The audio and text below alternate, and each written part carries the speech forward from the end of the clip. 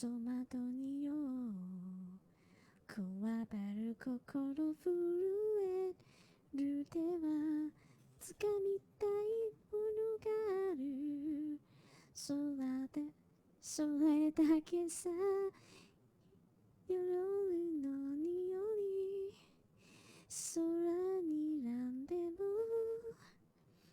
変わっていけるのは自分自身だけそれだけさ強くなれる理由を知った僕を連れて進めどうしたってあどうしたって貸せない夢もたともれない今も誰かのために強くなれるならありがとう悲しみよ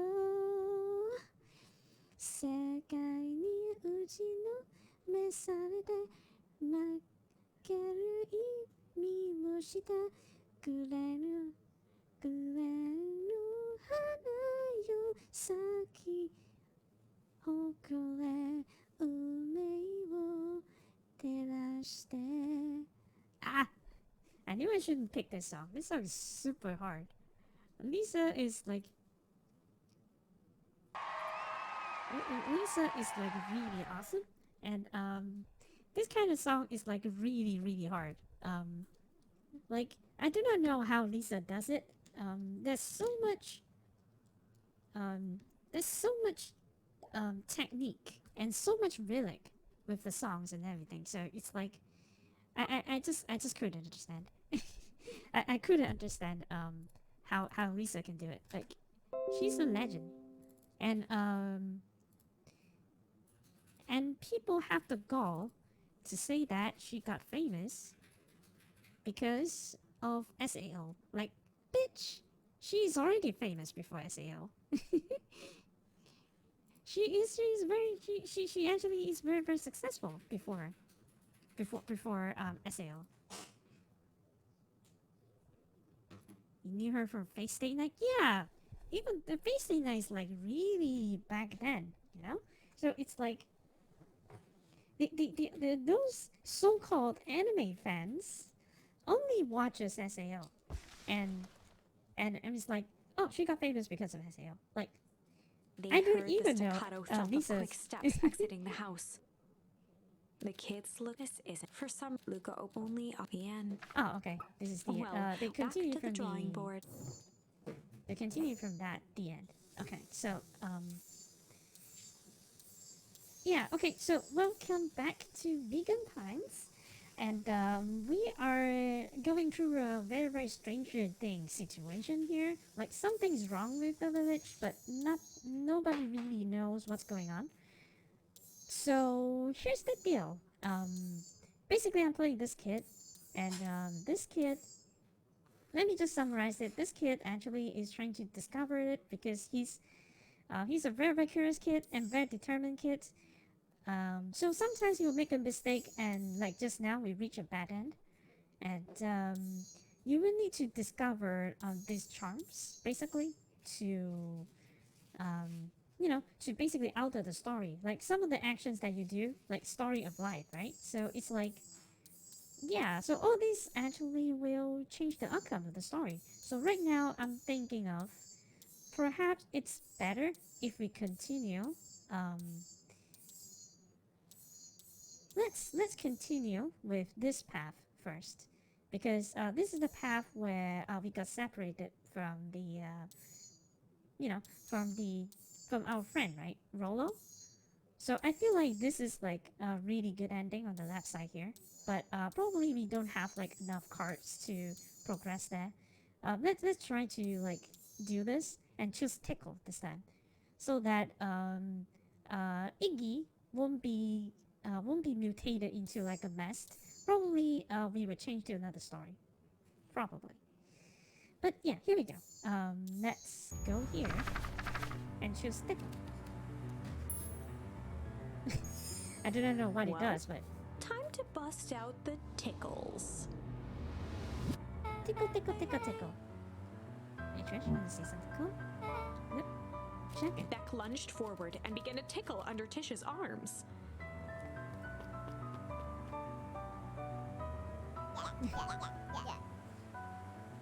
What the? Trish, is she trickling you? Yep. Yep. Tears began to form in Tish's eyes as she gasped for breath between gales of laughter. All she Beck says, yep. redoubled her efforts until Tish finally had had enough. Why is that we feel tickled when we are being touched on the armpit? Like doesn't little kids being carried like that all their in like when we were babies? Like why do we feel like very ticklish when someone held us from the armpit? Like I do not understand. Like that's definitely the way that parents hold us, right? So it's like I don't know. Why would we be scared? She seems nice. I think you were just Iggy's threatening eyes us. darted around, a realization dawning on his face that he was now outnumbered. Just remembered, I have somewhere to be. Iggy Yeah. kicked at the puddle before making his escape. Oh no! Uh-oh. Now Beck is the one that... Oh, the crap. We got a little Beck ooze in shook her the head. ooze out of her hair as best as she could. Is it bad? Oh no. Depends. What are you feeling about having a more mature and refined look? Oh god. Chapter 4. Okay. The Best Policy. Luca paused for a moment, catching his breath. He'd only just met Beck, and somehow he already managed to drag her into this mess. Hopefully he could make it up to her. But finding Rollo was his primary concern.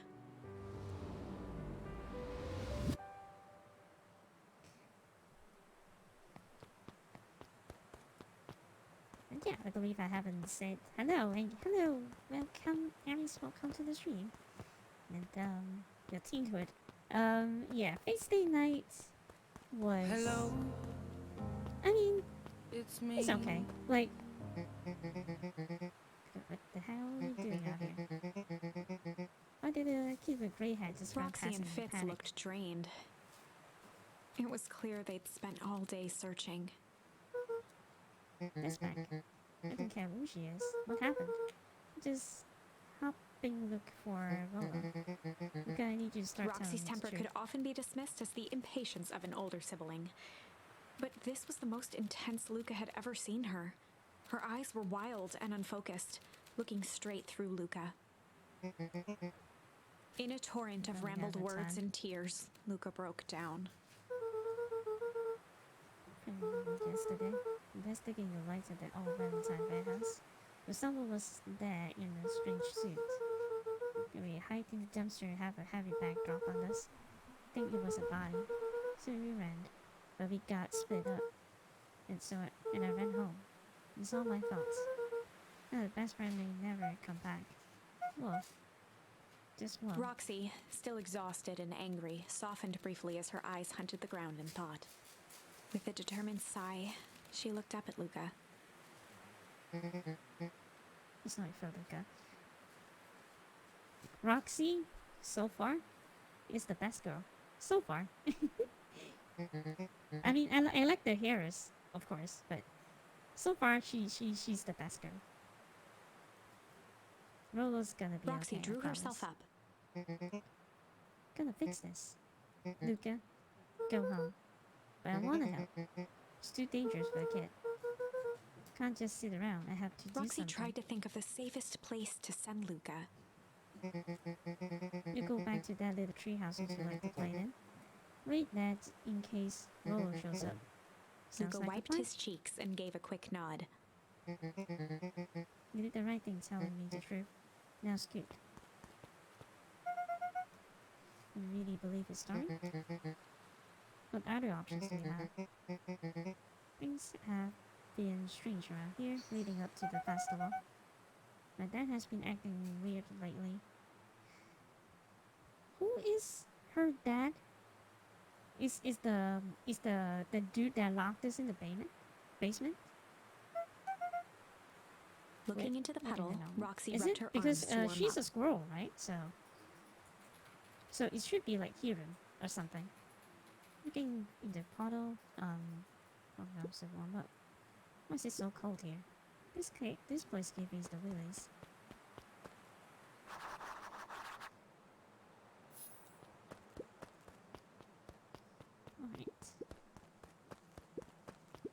Alright. Tolliver. Torrivier. I do not know. Like, I didn't know their last name, so probably best if you have a journal of sorts, but, it's fine though. It's not, like, really a big deal. Mr. Nuncreed jumped with a start. Don't sneak up on an old fella like that. Sorry. Who are you talking to? Luca What? motioned to the phone booth. Oh, no. I was just checking because I thought I heard it ring. But the darn thing never does, of course. Yeah, I've never seen anyone use it, really. The whole thing's a waste of money, if you ask me. Any word from Laurel yet? Not yet. Long time for the boy to lose his wife. Rollo knows this woods too well to get lost. I suppose you're right. City Boys Antiques has half this whole town heart sick. Why is the music so intense for all of a sudden? I thought that something's playing or something. Jesus, why is it so intense? Antics? We all know Rollo likes to play with planks. You think this is a prank? What other possible explanation could that be? Oh, he's going to snap on this guy, isn't it? He's not playing a prank, and he didn't get lost. Someone took him, I know. How would you know that? Unless... Luca, is there something else that you know? Mr. Nuncreed gently placed one of his substantial hands on Luca's shoulder. Okay. Dang it, boy. If there's something you know, something that could help your friend, you need to tell folks. Okay. Luca Decision peered up time, at I Mr. think. Nuncreed. Kind eyes warmed a stern face. There was a deeper emotion hiding beneath it all. It was subtle, but Luca could sense something eating away at him. There was lurking behind those eyes. Shame? That's the only thing I can choose. There was Okay. a shame lurking behind those eyes. A deep sadness. If Mr. Nuncreed was that worried about Rollo, maybe he could help. Uh-oh. Another bad then, I feel like. Like, in this kind of story, you can't really trust any adults. So, I believe that this will turn out badly. Yesterday, Rollo and I were messing around at the Oba and Mr. Heinz warehouse. Nuncreed raised an eyebrow. Both of you? Were with Rollo when he went missing? Not exactly. I was hiding in the dumpster. The dumpster? What were you doing in there? Is he the one in the suit, actually? At first we were just looking around. Then someone in a strange yellow suit came and dumped something on us. We both got scared and ran. That was the last I saw of him. You got scared by some garbage? Well, that's why you don't go searching in someone's dumpsters. But it wasn't garbage, I think. I think it was a body. I'm sure it was just some trash. Yep. Okay. This guy's sus as heck. He's very, very sus. No, that was a name tag. It said deep Mr. engineering. Nuncreed's shoulders slumped. I wish you wouldn't have said A that. deep Okay. sigh bellowed from his chest. Okay, something bad's going to happen. Why do you have to? I tried, Luca. God knows I tried to keep Luca you safe. attempted to take a step back, but Nuncreed's hand clamped down on his shoulder. Uh-oh. But you Lanhorns just can't help yourselves, can you? You are so close to being With done a with firm this. shove, Nuncreed manhandled Luca into the phone booth. What are you doing? You saw my The hands door now. latched shut with a mechanical hiss. Huh? Oh no, I have like a, um, what was that? What was that show? Um, when Kikatas cries. What's that name again? Higurashi. I have a Higurashi vibe because there's a scene involved with the phone booth as also. Crap. Shit. As Luca pounded the glass, the floor dropped from under his feet. Okay. So it's like a trap. So it's not like an The actual phone inside of booth. the phone booth was now a loose capsule, plummeting at gravity's whim. Okay. Luca winced and pressed his hands to the walls. As he braced for impact, the capsule hurried to a surprisingly smooth stop. He felt a cold rush of air and opened his eyes with hesitance. Two large figures in hazmat suits occluded his view. Luca heard the deep, resigned voice of Mr. Nuncreed over an intercom. He knows too much. He knows too much. The end. Okay. Wait. Yep. This is bad. No. This isn't the end. I know there's still much more. Somehow this went wrong. Okay, let's try something else. Okay. So there's nothing here I can do, so I have to go back to here. So that the rain starts, I guess, then probably back won't follow us. Then we will have a different branch of story. Luca began to It's the only respond, clue. but the It's the sky only clue I answered have for right him now. as the clouds above began to rumble with ominous thunder.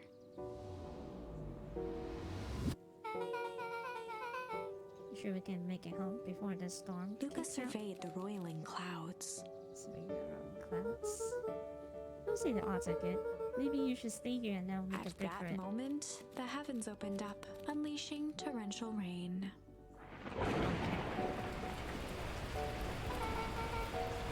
Here's where you calculate those odds. Or inside the tube before you catch cold. Oh, so we didn't go. Okay. Luca, Nelly will keep trying to reach your friend on the phone. In the meantime, you two will type. Don't you guys have like a mirror or something? Well, I guess it's kind of dangerous to go back to the house on a forest path on such heavy rain, I guess. Sorry, not much to do up here. Most of my stuff is still in the boxes. Mind if I poke around? Be my guest. Oh, this is the place I can get something. Luca squinted into the eye hole of the microscope. This looks wild. What is it? Gum. Luca Gum? adjusted the slide with his fingers to get a better look. I'm tracking the structural integrity of gum with increasing amounts of chewing. That's kind of disgusting, but okay. Chew that one for 47 days! Even more disgusting. Luca wiped his hand off on his sweater and gave a nervous laugh. Luca wiped his hand off his sweater and get the nervous laugh. It's Beth weird, I looked know. down, timidly tapping the ladder with her feet. You think it's weird, don't you? A little. But weird can be cool. 47 days is kind of gross. Like, you have to put it back to the thing and then have to put it back to your mouth. It's not great. it just isn't. Oh well. Although I have a radio just like this in the treehouse. Probably not exactly like this one. My mom would like work that whole thing down to the bones. Fitted it with some state-of-the-art vacuum tubes.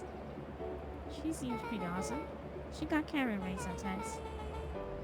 I think she feels guilty for working too much. So when she does have time for me, she showers me with high-tech Luca flicked at one overcompensations. of the toggles.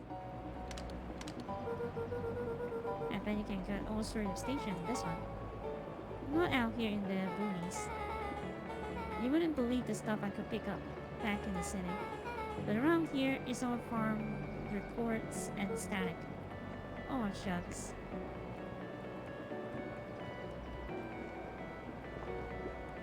Luca bent down to examine the bouquet of wilting flowers.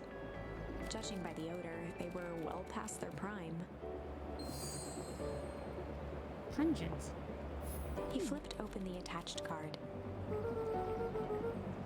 Happy trails from Coach Walker and all the farewell condors. Boy, you weren't kidding about poking around, huh? Oh, sorry, was this from your old school? The most recent one, yeah. Some school gave me going away cards. Some did flowers. When they are really trying to feel good about themselves, they do both. So you move a lot. Yeah, that's the thing with having a brilliant parent. There's always a better job somewhere else. These flowers would last longer if you put them in some water. That's the sort of thing I would do if I can. Well, you care enough to keep them, that's all. Luca, can I ask you something? Of course. Dang, didn't that hurt? I'll be honest. That hurt more than I expected. Trying to do the superhero landing, did you? Well, at least you looked cool doing it. Beck took a moment to watch the rivulets of water running down the window. Do you ever feel them? Like, even when people are around? Well, Rolo can be pretty absent-minded sometimes. I'm serious. Does it ever feel like your family doesn't care what you want? I know. I know that. It didn't used to feel that way. I mean, I do not know about Luca, but I know. I know Gran loves me, but sometimes when she looks at me, it's like she's looking at Luca a took problem. a deep breath, exhaling slowly. I know the feeling. Do you know too? It's bad. Like when the kids know how to feel this way, and especially when dealing with adults, if they still do the same thing, it's kind of bad.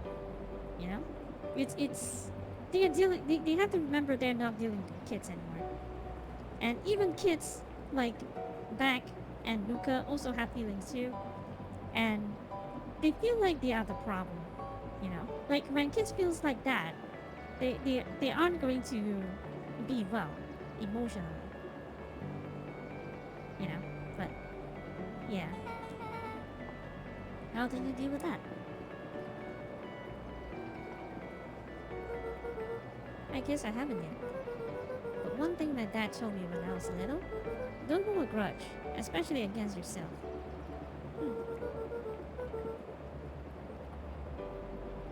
If you try to hold it all in, you're gonna pop. So then, what do you do? When you don't know what to do? That never got to that point. Something I figured out on my own though. You gotta do something. Anything. Here. What are you doing? I don't know. Something. We are gonna register our complaints with the storm. Listen here, you miserable universe. Stop jerking me around. I just want things to go back to the way they were. It never does, but everyone tells me it's gonna be alright. That things are gonna Luca change. let out a feral scream that echoed into the night. Every time something changes, everything gets worse. Screw it. The sound. Whoa. Let me try. Moving sucks. I hate it. I hate it. I hate it. Why can't I just deal with it and be happy for my mom? Why can't we just stay somewhere? Ah! Her voice dropped to a trembling whisper. Just want to be a normal kid. Beck brushed off her shirt and straightened up. Then. Whoa, I actually feel a little As better. abruptly as it began, the storm abated. Thanks, I needed that. Me too. I should head out before the rain starts up again. Sure, I'll walk you out. Oh, I guess now we miss the grandma scene, I guess? See you and Rolo at the festival? Sounds good. Luca? Don't let the universe jerk Beck you gave around. Luca a light thump on the arm before heading in. Chapter 5. Yep. We skipped that entirely. Friendly I guess. Feud. The air Friendly was feud. heavy with a hard rain's residue. The smell of wet things. Despite his dreary surroundings, Luca felt at peace. He'd never shared those details about his dad with anyone, not even Rollo. But it's not like this changed anything. Rollo was still his best friend. Adding Beck to the group would help balance things out. Everything's better in threes. This is what Luca told himself as he headed to the treehouse. What? Oh, I still go to the Rollo's place? Alright.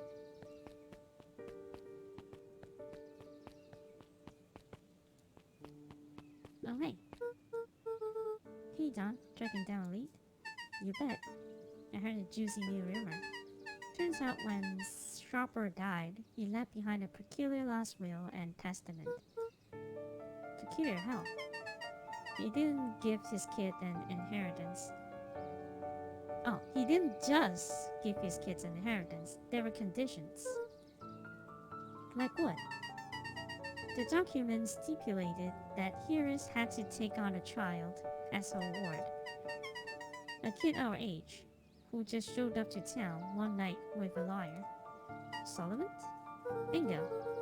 So Harris was forced to take care of him? Yep. Or she would have lost everything. Why would Sharper care so much about some random kid? Rumor has it, old Sharper sold some wild oats. Oh, okay. I guess it's like... Yep, it's an outside marriage thing. That explains the way Harris treats him. Poor Solomon. How did you find all of this out? A good reporter never reveals her source, Luca. Okay.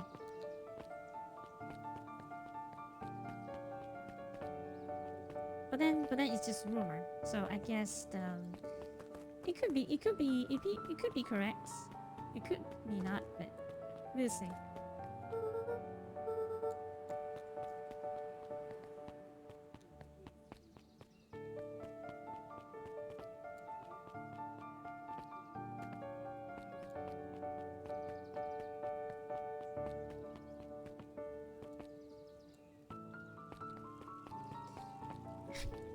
She's still reading, even after rain. How is she doing this? He met his old friend's eyes and was greeted with nothing but ice-cold anger. Heavens! This is no time for fractual friendships.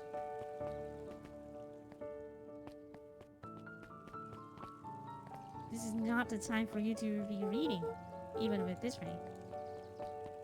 But alright.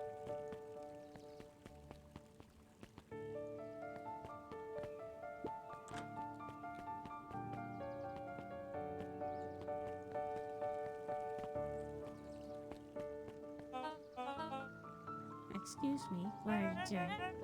Just locking up for the night, sir. Oh, wonderful. I can only assume this means all festival preparation has been completed ahead of schedule. Not exactly, sir. The storm set us back a bit, and it's getting late, so we all decided to... You all decided? Yes, sir.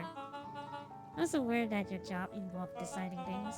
We are all here at Halvus because we believe in creating a better future, yes? Yes, sir. Very much, sir. Do you want to be the one to tell this town that we failed them? No. That we gave up because there was a little rainstorm and we all got sleepy? Of course not, sir. Good, then it's decided. Yes, sir. We'll work until the task is done. See that, gentlemen. Our harvest awaits. Okay. That's weird, but...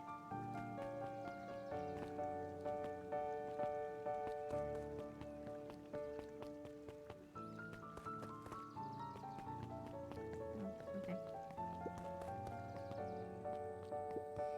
Oh, now that we have more stuff, let's see what I can fish up now.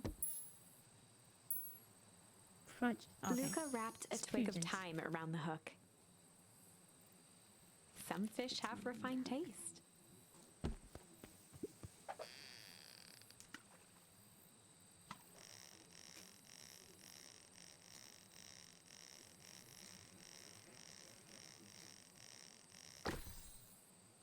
Oh, it's a watch. I never get a fish, but okay. Probably property of Sharper Valentine. Figures, if he had his way, probably of Sharper Valentine will be written on everything in this town. Should we give it back to him? He may not even want it back. That man got a contentious relationship with time. We'll keep it here in case he ever wants to pick it up. Okay.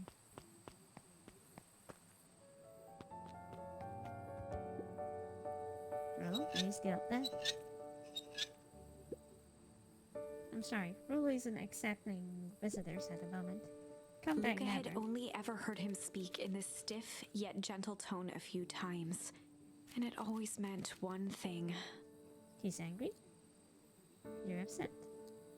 Oh, what makes you say that? Maybe because my best friend abandoned me for no reason? I didn't abandon you. I'm just a Rollo little late. scoffed. The rain helped me up. Liar! You weren't even home. What? The storm got bad and I got worried. So I went looking for you. Imagine my surprise when I made it to your house and you weren't there. I haven't made it back yet. I'm not a fool, Luca. It doesn't take all day to deliver some jam. No, the storm rolled out of nowhere, and I got stuck after dinner at Luca Beck's. stumbled on his words, knowing he'd said too much. Beck? Dinner? What the heck is a Beck? She's a new kid in town. She's actually kinda cool. You like her. She needed help convincing her parents that she'd make new friends. New friends? I spent all day waiting for you. When you were off making new friends? It's not like that, Rolo. You know, while I was waiting, I made some upgrades to mission control. It was gonna be a surprise. But you took so long, the storm knocked it all down. Just like you knocked down friendships. What the heck? What does that even Luca mean? became instinctively angry in response. Both boys were now shouting across the distance. What the heck? It means you're a bad friend. You don't care about me. Of course I care, you ass. I knew I'd get in trouble waiting so late for you. But I kept my word. Cause that's what friends do. Wow, what a noble sacrifice you made. What a pointless scene. Easy for you to say. Your grand doesn't even care. You can stay out as long as you want. And you wouldn't even get in trouble. Seriously? You're acting like I chose this? If that's what you think, then maybe you're the bad Rollo's tone friend. changed to a calm, yet more intense anger. Maybe Paul's right. Storms bring more than water. This one brought out the real Luca. Stop quoting your past nonsense like it means anything. Yeah, well, at least my past still. Oh my god, this is a low blow! Darn you, Rolo. The words hung in the cold night air. Rollo's stomach dropped, knowing he'd crossed a line. Yep, you really crossed the line. But it was too late. That was a really low blow. Good night, Rolo. Dang it.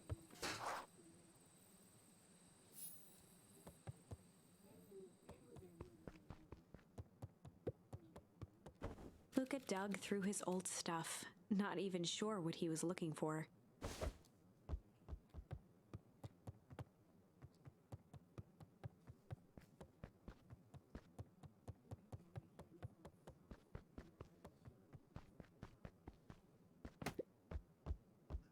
Rolo. What a jerk. Call me a bad friend. Oh, I'm Rolo. Look at me and my amazing family. Do I need to kick to the... Is there like a place I need to kick? No? I'm trying to aim for the lamp, but it doesn't really hit the lamp.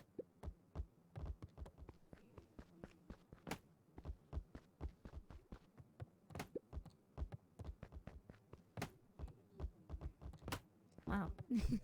The house is surprisingly very...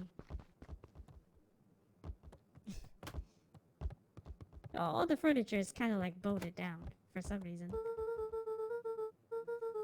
Rolo thinks I'm still going to festival with him. He can shop it.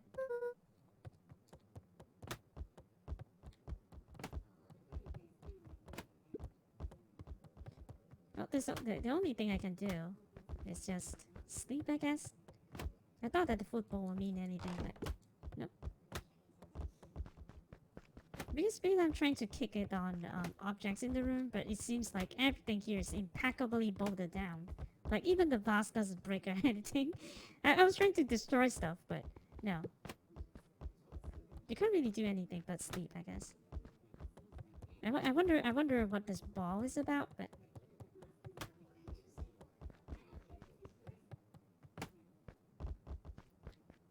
Oh well.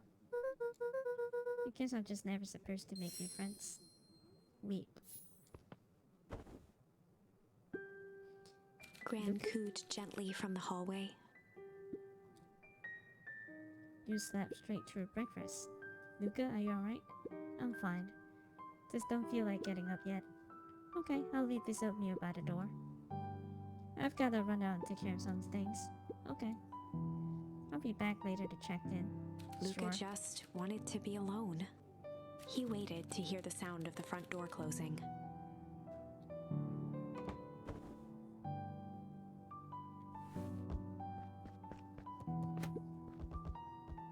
Is Rolo still going to the festival? He's going to be miserable.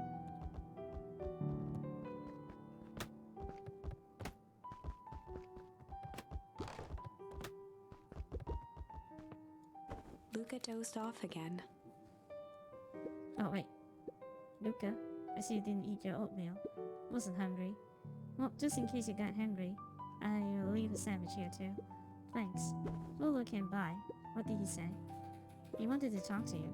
What did you say? I told him you weren't feeling well. Good. So your plan is to just sit in your room all day? Pretty much. Well, I need to pop away again for a minute. If you decided to end your pity party and go outside, I think it'd do some good. Lucas still Noted. couldn't bring himself to go out. Besides, if he ran into Rolo, he'd have to actually confront the situation.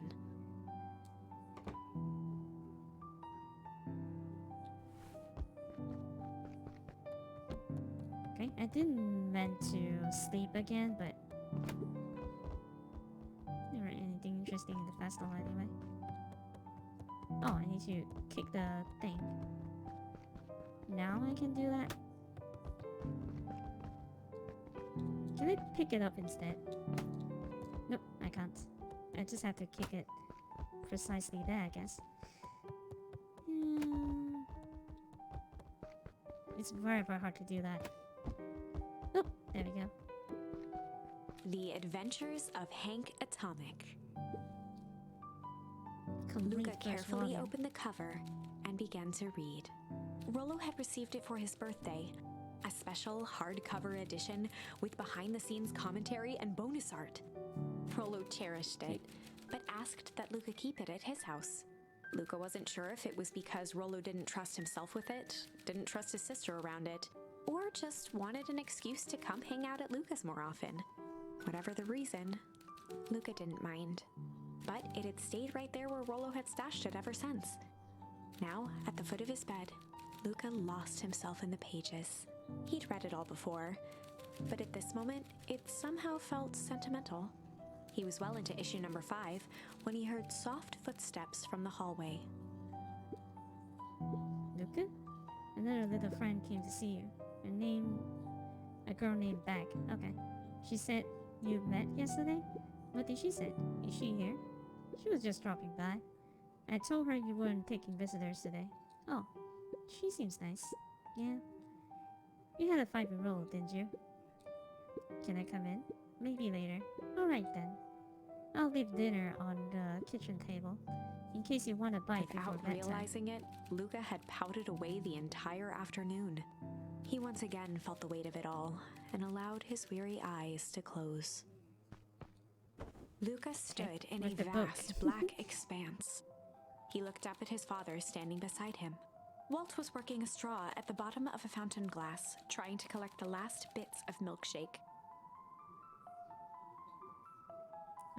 Okay. Dad, where are we? Taking a final loud gurgling sip, his father peered up from the glass.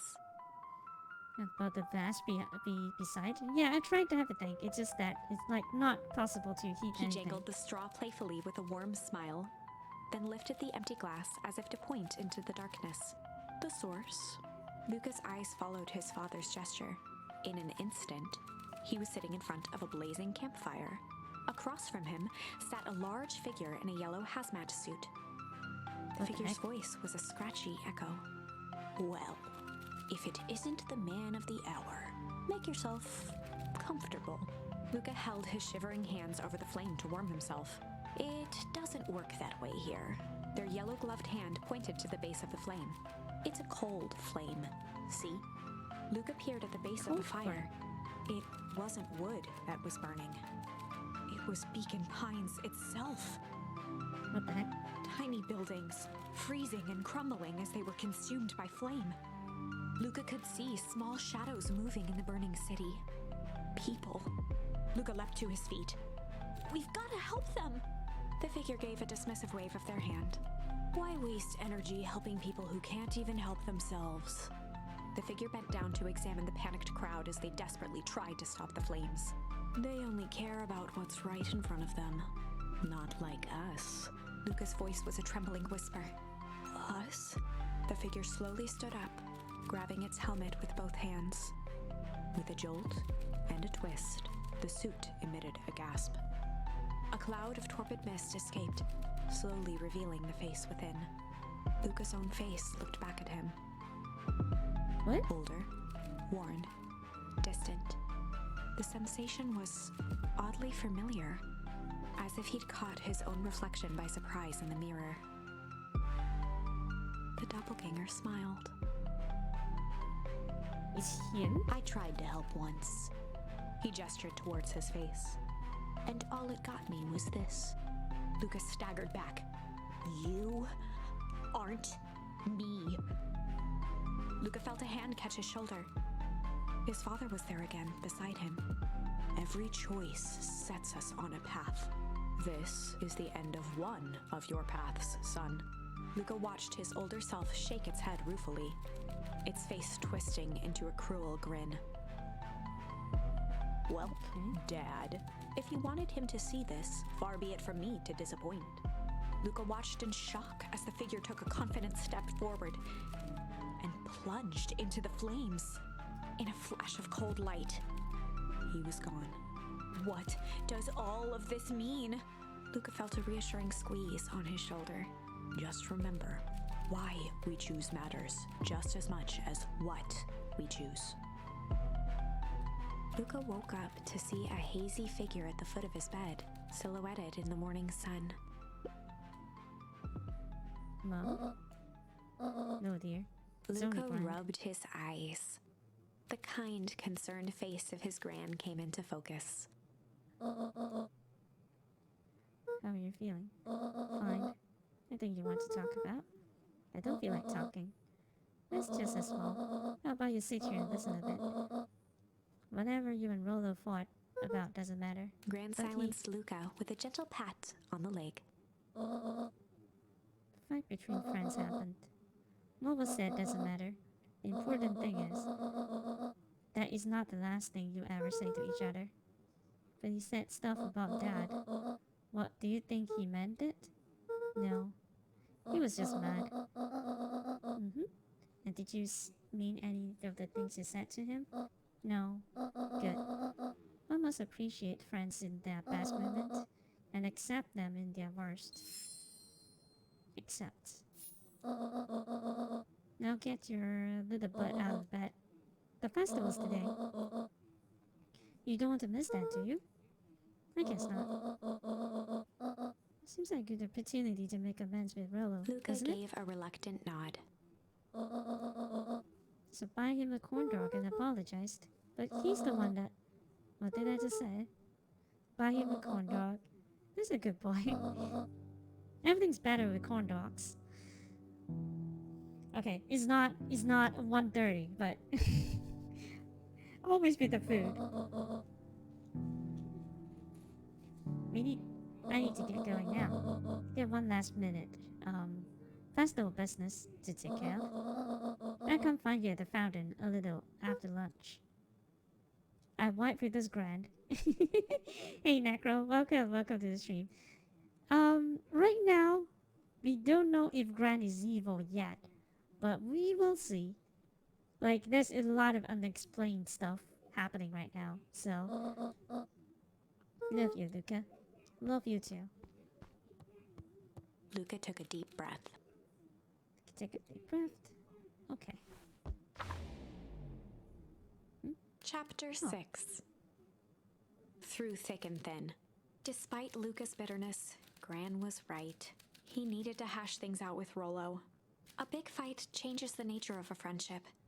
Whether, in the end, it is for the better or for the worse, all comes down to understanding. If one is not careful, the same familiarity that builds the strongest of bonds can become the wrecking ball that shatters them. Luca emerged from seclusion, taking in the crisp festival air. But the events of the day weren't on his mind. He had to find Rolo. Alright, so...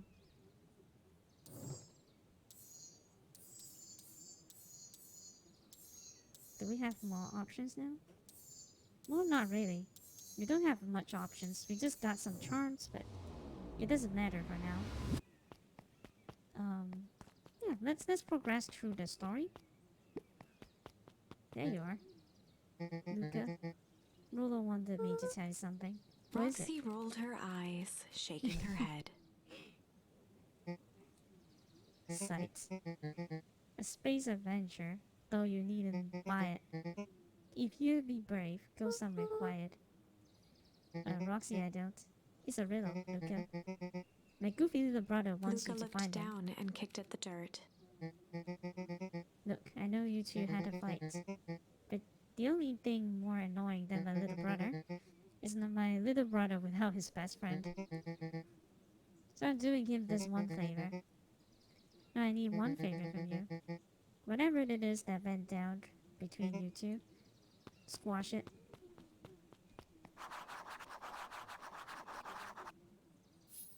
Someplace quiet. Hey Yormund, welcome to the stream.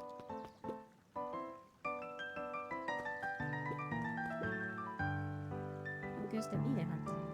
Pretty rotten. I haven't seen so much as a exuvier. Is this side skyblock Stardew Valley?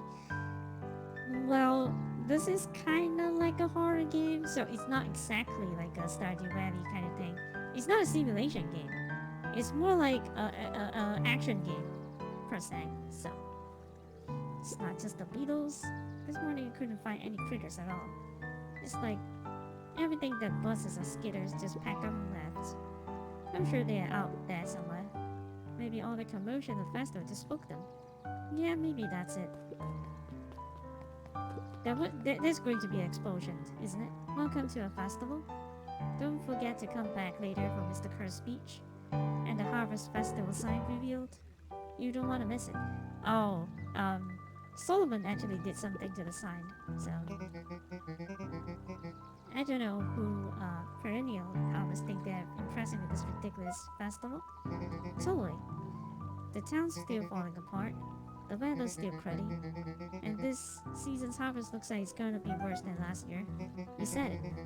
No amount of corporation pandering is gonna change any of that. Exactly. But... the lemonade at the drink stand over there looks pretty tasty. Fizz. I'm still gonna be mad at them.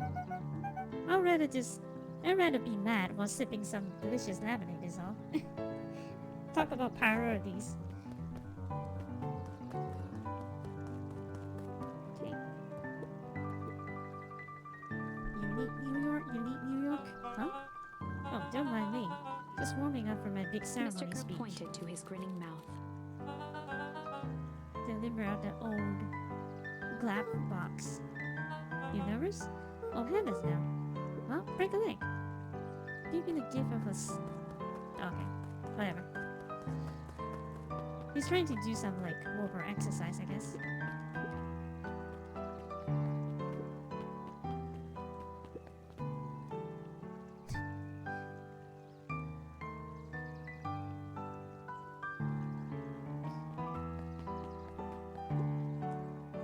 Ain't moving. Every single time. Yep. Wait for it. Unexplained sound once again noted. Like clockwork. What a bunch of drones. Okay. Do not know what's the point Jeff of that. was staring into the distance with a wistful look. Everything right? Everything's fine. I mean, used to be fine. This ain't right these days, you know? Really do, Jeff actually. turned to Luca with a furrowed brow, then gave an understanding nod. You do, don't you? For a moment, the two now shared that same wistful gaze.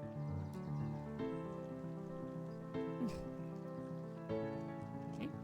Stardew Bloody. Well, there's nothing bloody yet, but there's a lot of unsettling, like, kind of like twist and turn. There's a lot of that happening right now. Did you hear? After Kirk gave his big speech, they're gonna have the first annual biggest cash competitions. As long as a boot qualifies as cash, I'm a shoot in. Good luck.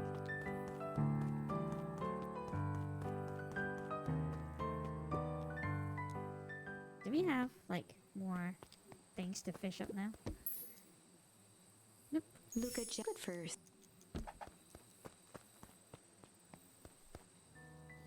Hey, greetings, long time. Welcome to the stream. Okay, so it's more like it has a Stranger Thing vibe, but there's no like glory things yet. Well, we did encounter an arm from a body bag, but that's about it. Like we don't really have like actually scary stuff yet, but then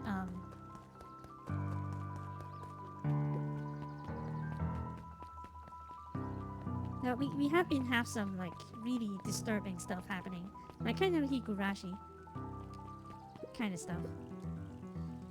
Just welcoming. Oh, welcomes. Would you like to share your thoughts? No. Nope.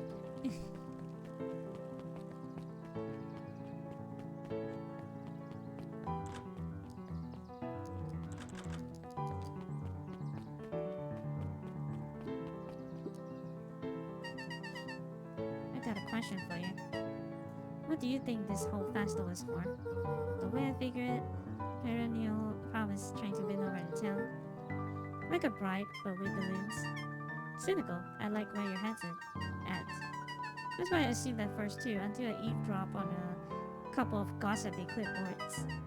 What if I told you this whole thing is really a special shindig for super secret guest of honor? Special guest, who? I haven't dug that deep yet, but whoever it is, PH think they're a good big deal. Okay. Special guest. Is it the dad?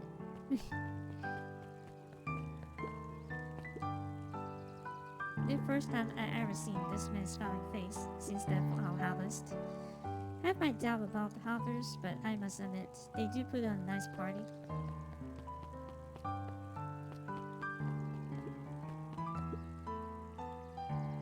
Piper, you actually take a break from studying.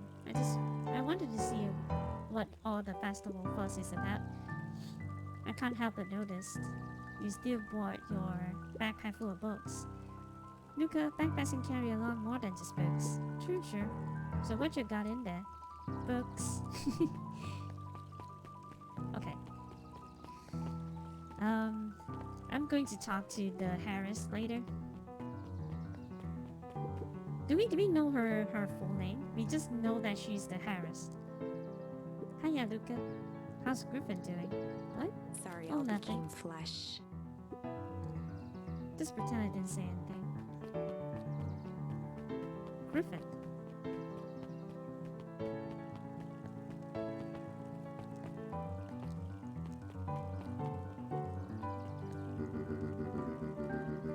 I was able to return the harvest safety suit to borrow. I don't think anyone noticed. Good. Now will you tell me what you needed it for? It was a favor for an enemy of an enemy. This isn't going to harm Mr. Kerr, is it? All I need to know is that it's for the good of the family. Okay. Couldn't get more ominous than that. Luca, did you know that Beacon Pines is actually unincorporated? A lot of people doesn't know that. Oh yeah, I didn't. What's that mean? It means most public work are handled internally. We do all the pipelines, the water treatment, building regulations. That's great. Census taking. Okay. I'm slowly backing away from this kid. Alright.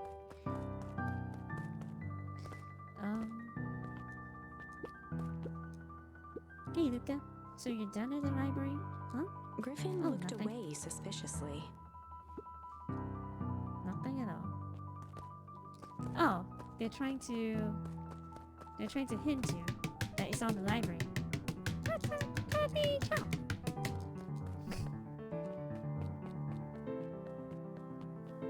They're trying to hint you it's like in the library, but I guess I know that already.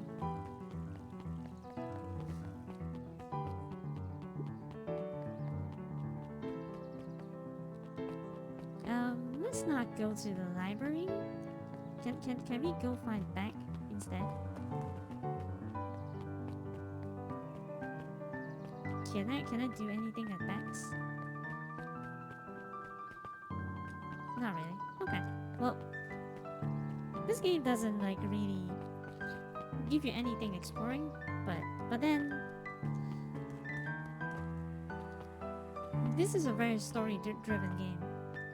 So if the story doesn't take you there, then you don't really need to do the exploring, I guess. But I think that I might be regretting that later. Library, somewhere quiet.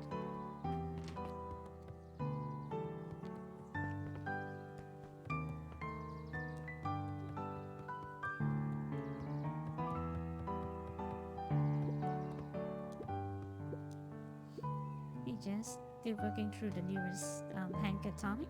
You know it. Some fascinating canon towards the end. Did you know Hank's Strinkle Ray doesn't technically shrink stuff? It uses inverse quantum particle decay to literally grow the entire universe around an object, leaving that object unaltered. So it just looks shrunk compared to everything else? Bingo. That's wild, but just no spoilers, please. Alright, sorry.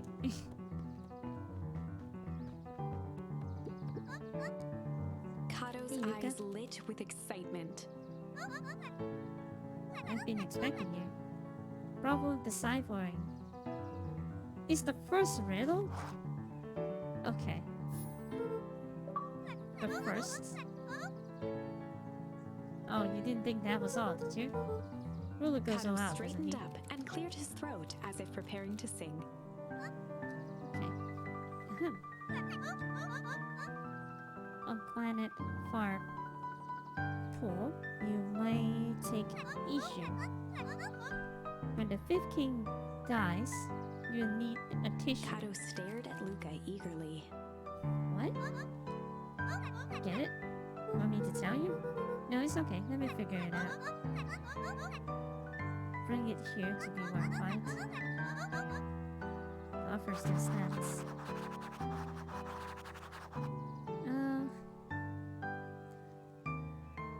Flopple.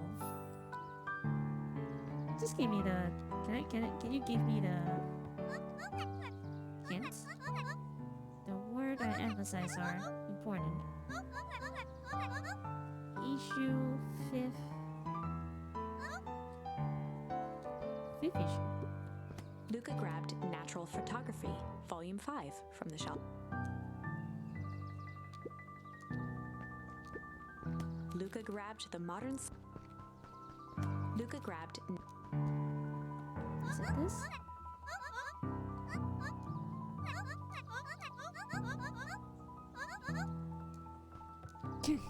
Okay, basically he Luca just gave grabbed it. The Give me Adventures the, of Hankatom. Luca grabbed the adventure. okay, basically he just gave me the clue. Give me the Kato answer. removed his Actually, book from the desk and replaced it with Luca's, turning on the lamp. As he slid the book under the purple light, 2 words glowed. The Adventures of Hank Atomic, Issue 5. Luca clicked his tongue with recognition. Rolo cipher pens. Use the right secret message everywhere with that one. If only I had the special flashlight needed to reveal it, but I lost it. Well, apparently he traded Jorf for this purple light box. Parted with his entire Halloween candy stash. Oh, Rolo. Now let's Kato began see here. flipping through the pages, stopping when he hit a glowing word. Get away with such a He continued grift. flipping. Only to find it. Grub. Car. Reaching the end of the book, Kato looked up. That's it. Grift and grub cart. Yeah, it's the Griffin's. Yep. Griffin's grub cart. Okay. Oh, really? Guess you're off then? Good luck on the rest of the scavenger hunt. Okay. Oh, so that's why they are acting like all coil, so that you can't exactly skip to the end.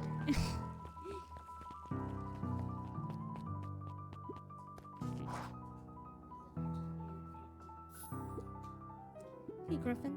Before You really Luca could can- finish his sentence, Griffin handed him a corn dog. Oh, that's it?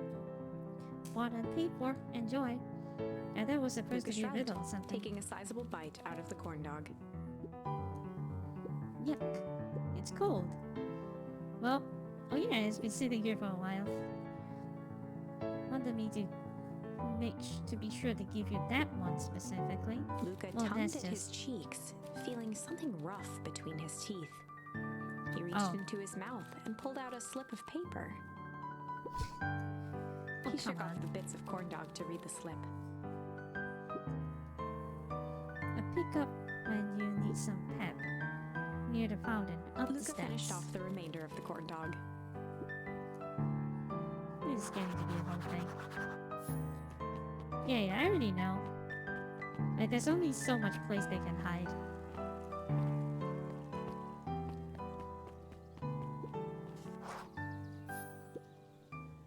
There you are, Luca. There's no way I'm actually doing this. It's way below my pay grade.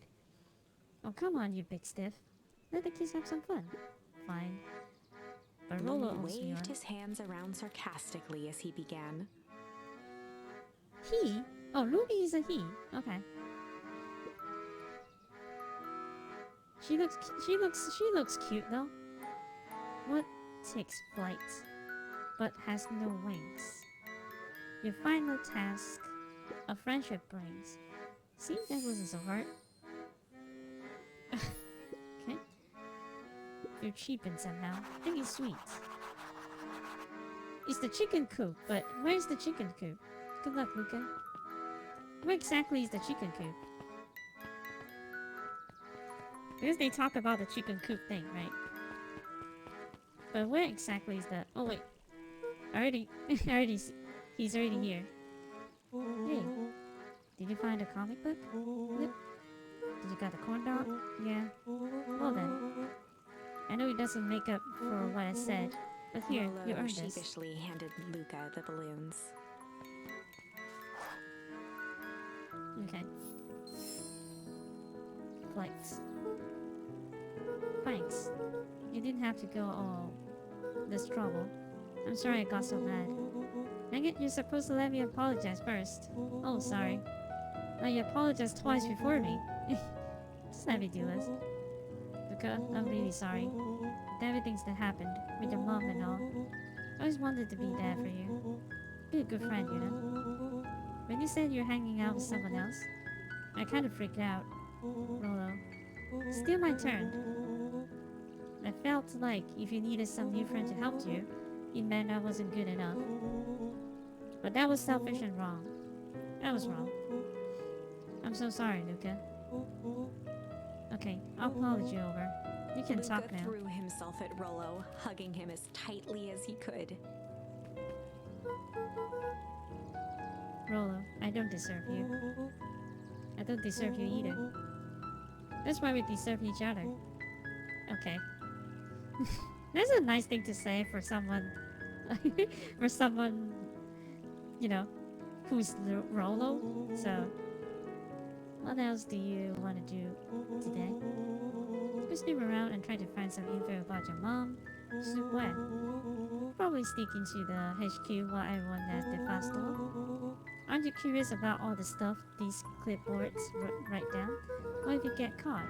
I think I have enough excitement for 1 week. That just makes the rest of the day about us. Really? Yeah, the rest of the world can wait one more day. Nope. You know, I've been wanting to get some work done on the MCDC at Mission Control. The aim is a bit unpredictable. That sounds perfect. Alright.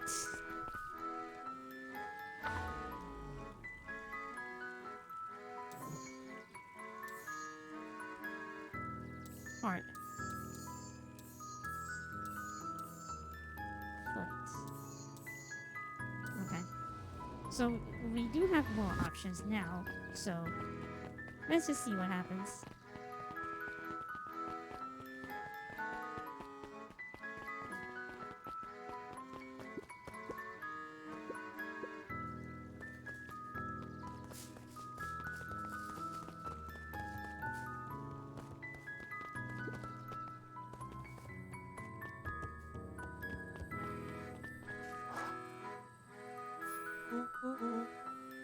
Oh, I almost forgot. I ran into your friend this morning. She asked me to Rolo give you handed this. Luca an unopened letter. I'll wait for you inside if you want to read it now. The Luca, letter? some things are going to happen that might be difficult for you to understand. They are still going to bomb the place, I guess? If I am honest, I hardly understand them myself. But whatever happens, I need you to know that I love you. None of this is fair to you. You have already lost so much. We both have. I wish there was a simpler way forward. But if there is, I haven't thought of it. God knows I've tried. Everything I've done, I did for you. I hope someday you can accept that. Love, Gran.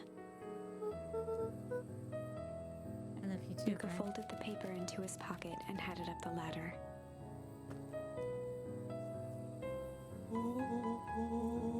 What's with the letter? Anything you want to talk about? Maybe later. Sure, whatever you want. Whenever you want. You know, you really didn't have to go all that trouble just to apologize. I know. But we've been looking forward to the festival for weeks. After I ruined everything with my big mouth. This was the best way to make sure you still have a good time without me. Luca was Rolo. at a loss for words, but that was fine. Words aren't always necessary. The festival seems nice. Was it nice? We can still go. Nah, this is fine. Well, that's always Sadly, next year. This was untrue. A distant rumble shook the treehouse. What was that? Oh man, we It missed was the not fireworks? fireworks. It was something the boys couldn't possibly comprehend. Something as old and cruel as time itself.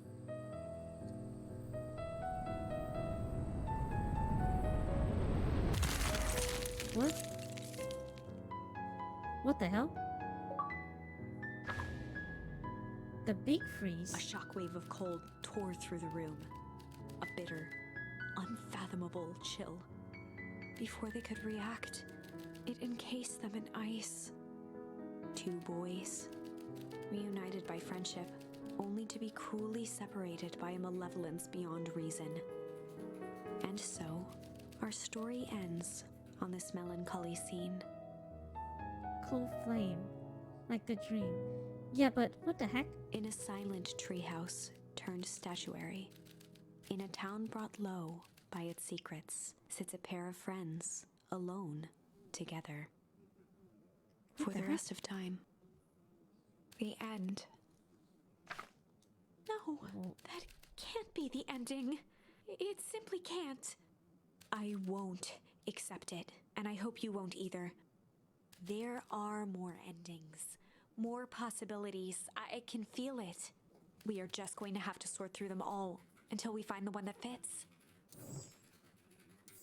Okay, so, I feel like this is the best one, like, because, all three of us are working together, right? So let's try...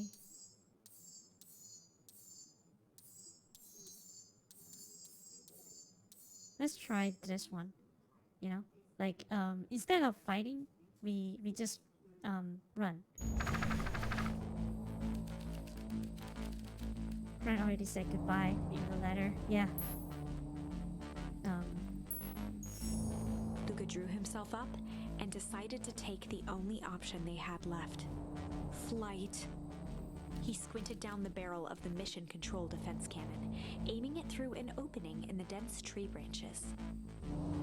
Yeah, that is smarter.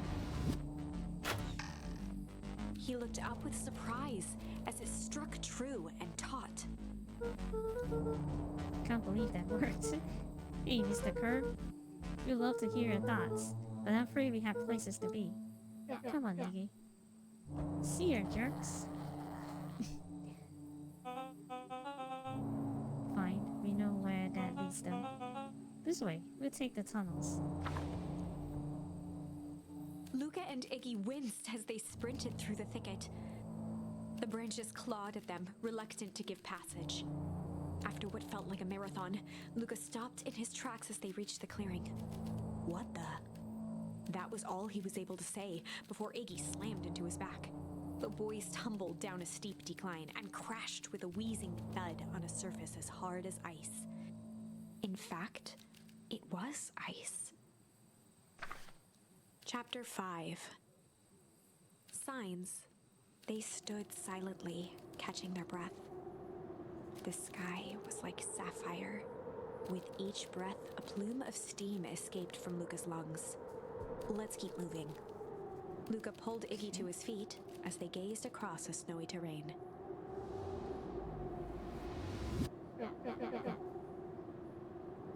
That was actually pretty badass.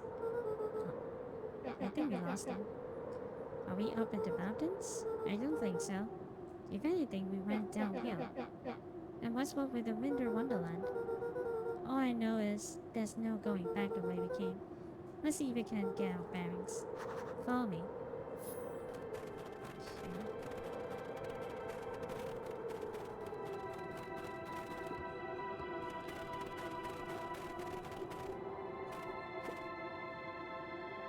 What's the readout? This is outside my house, but it's frozen. So this is kind of like, this is really looking like Stranger Things. I think just above 258 Kelvin. It's a bit down for a masthead. Should we report this to Mr. Kerr? No, stay with the safe range. It may be spreading, but it's under control for now.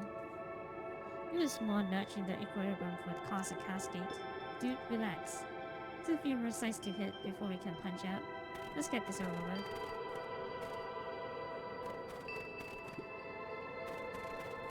Okay. this is essentially my house. There's no building here, but if I go here, okay, Luca you had there? almost forgotten the walkie-talkie he was carrying. It's that bozo. I hope nothing bad has happened to you Luca out in looked at those Iggy woods. with hesitation. With a No need to be resigned rude. sigh, Luca responded. Seems the only dangerous thing in the woods is here. He speaks, the young man of the hour. How many incarnation did you end up with? One of our radios. Just lucky, I guess. Boy, howdy. You Ranhorns are full of surprises, aren't you? You knew my parents? I never had the honor of meeting your father, but your mom sure was a Luca handful. winced, shoving the walkie-talkie back into his pocket. We gotta keep moving. So the mom actually discovered this thing, I guess. So this is like Stranger Thing. This is like the upside down.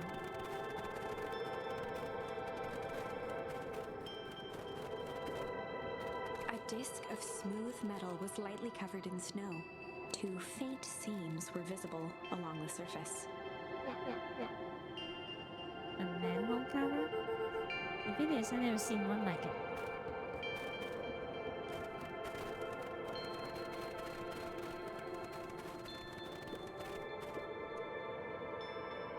What's all this? Hard to say with all the snow. It's a town sign? Yeah, it's... it's Beacon Pines sign. Like how cool as you kids can be. Just almost make out the letters under there. What town could this even be? Couldn't be another town this deep into Weekwood. I'm looking at evidence to the contrary. Let's figure out what we're dealing with here. Step 1. Snow's gotta go. I'll see what I can do. It's essentially just Beacon Pines. Such as these. I think it's advised to chuck things first. Ask questions later. Yep. It's The Beacon boys Pines. stared in disbelief at the sign that now clearly read, "Welcome to Beacon Pines." That doesn't make any sense. We are in Beacon Pines? How's that possible? We ran away from town. How did we get back here? I guess we got turned around. Where did all this snow come from? Well, it's been colder than normal lately. There's a pretty big difference between sweater weather and this Arctic hellscape. Is this the old Beacon Pines? I do not know. I feel like this might be like a Stranger Things situation where it's like the upside down, like the other world. It's the same world, but like other, well, like probably like other dimension or other universe or something like that. But I do not know. We need to figure out further. Like the harvest is very very sus because the hazmat suits are like they call it the protection suits. So the harvest definitely knows something. The puddle we fought at before, it was cold too. Maybe all leads to one source. You think it's related? What the hell's going on? We're gonna get you some answers. Let's keep moving.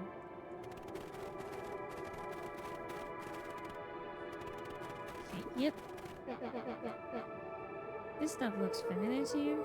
It looks like the barrel near the puddle I shoved me into, yeah.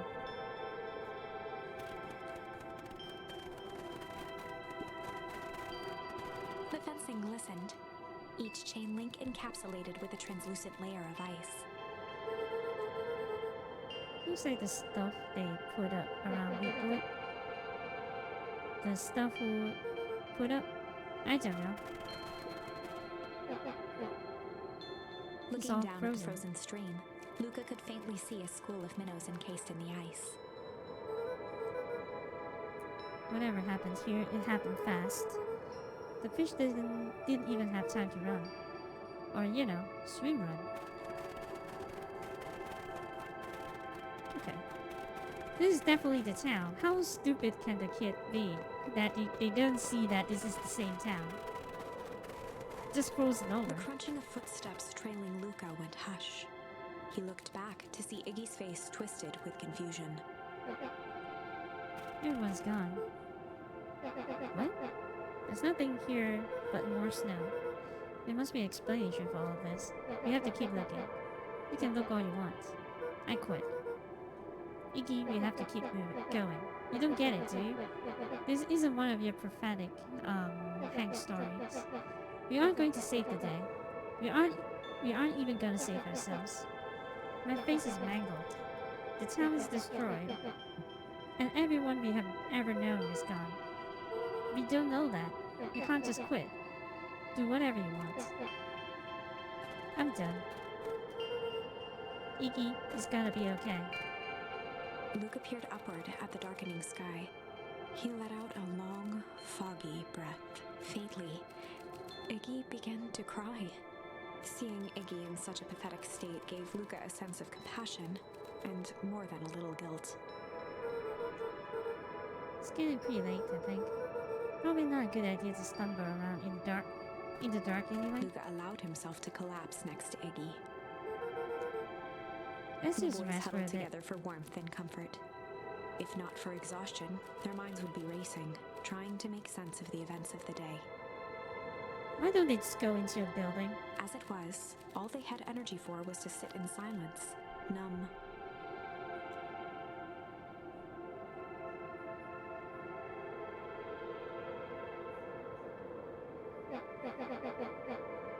The way the snow covered everything over, is it kind of calming? Yeah.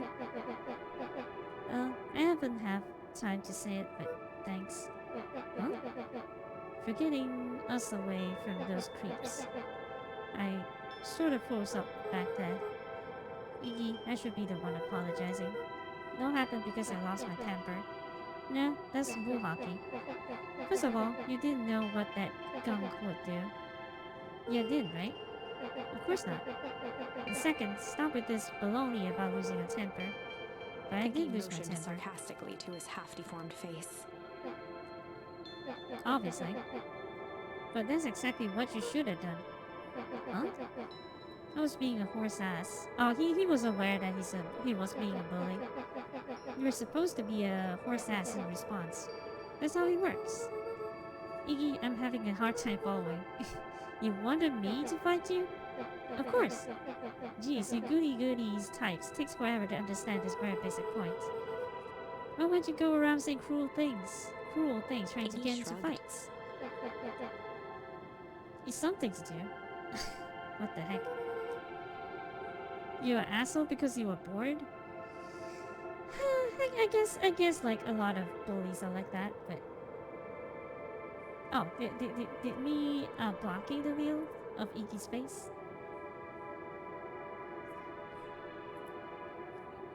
I'll move around as the game goes on, I guess.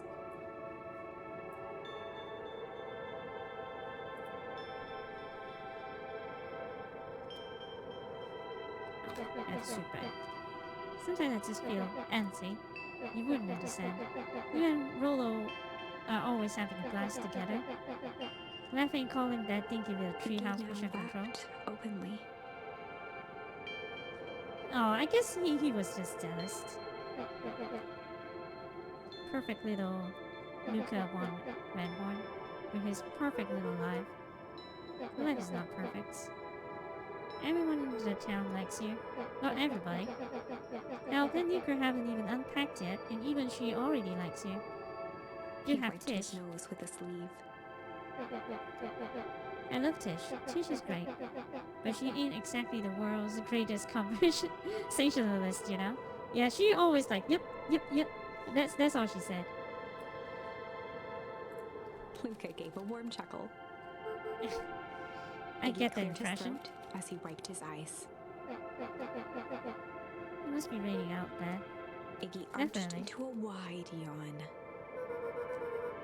Probably try to get some sleep. Yeah. Just lay there for now.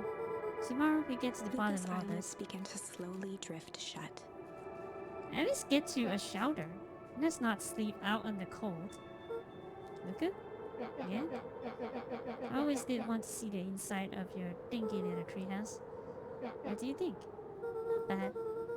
I gave the full tour when we get back. You know what? That's all Luca could whisper before succumbing to sleep. Iggy snuggled in some more.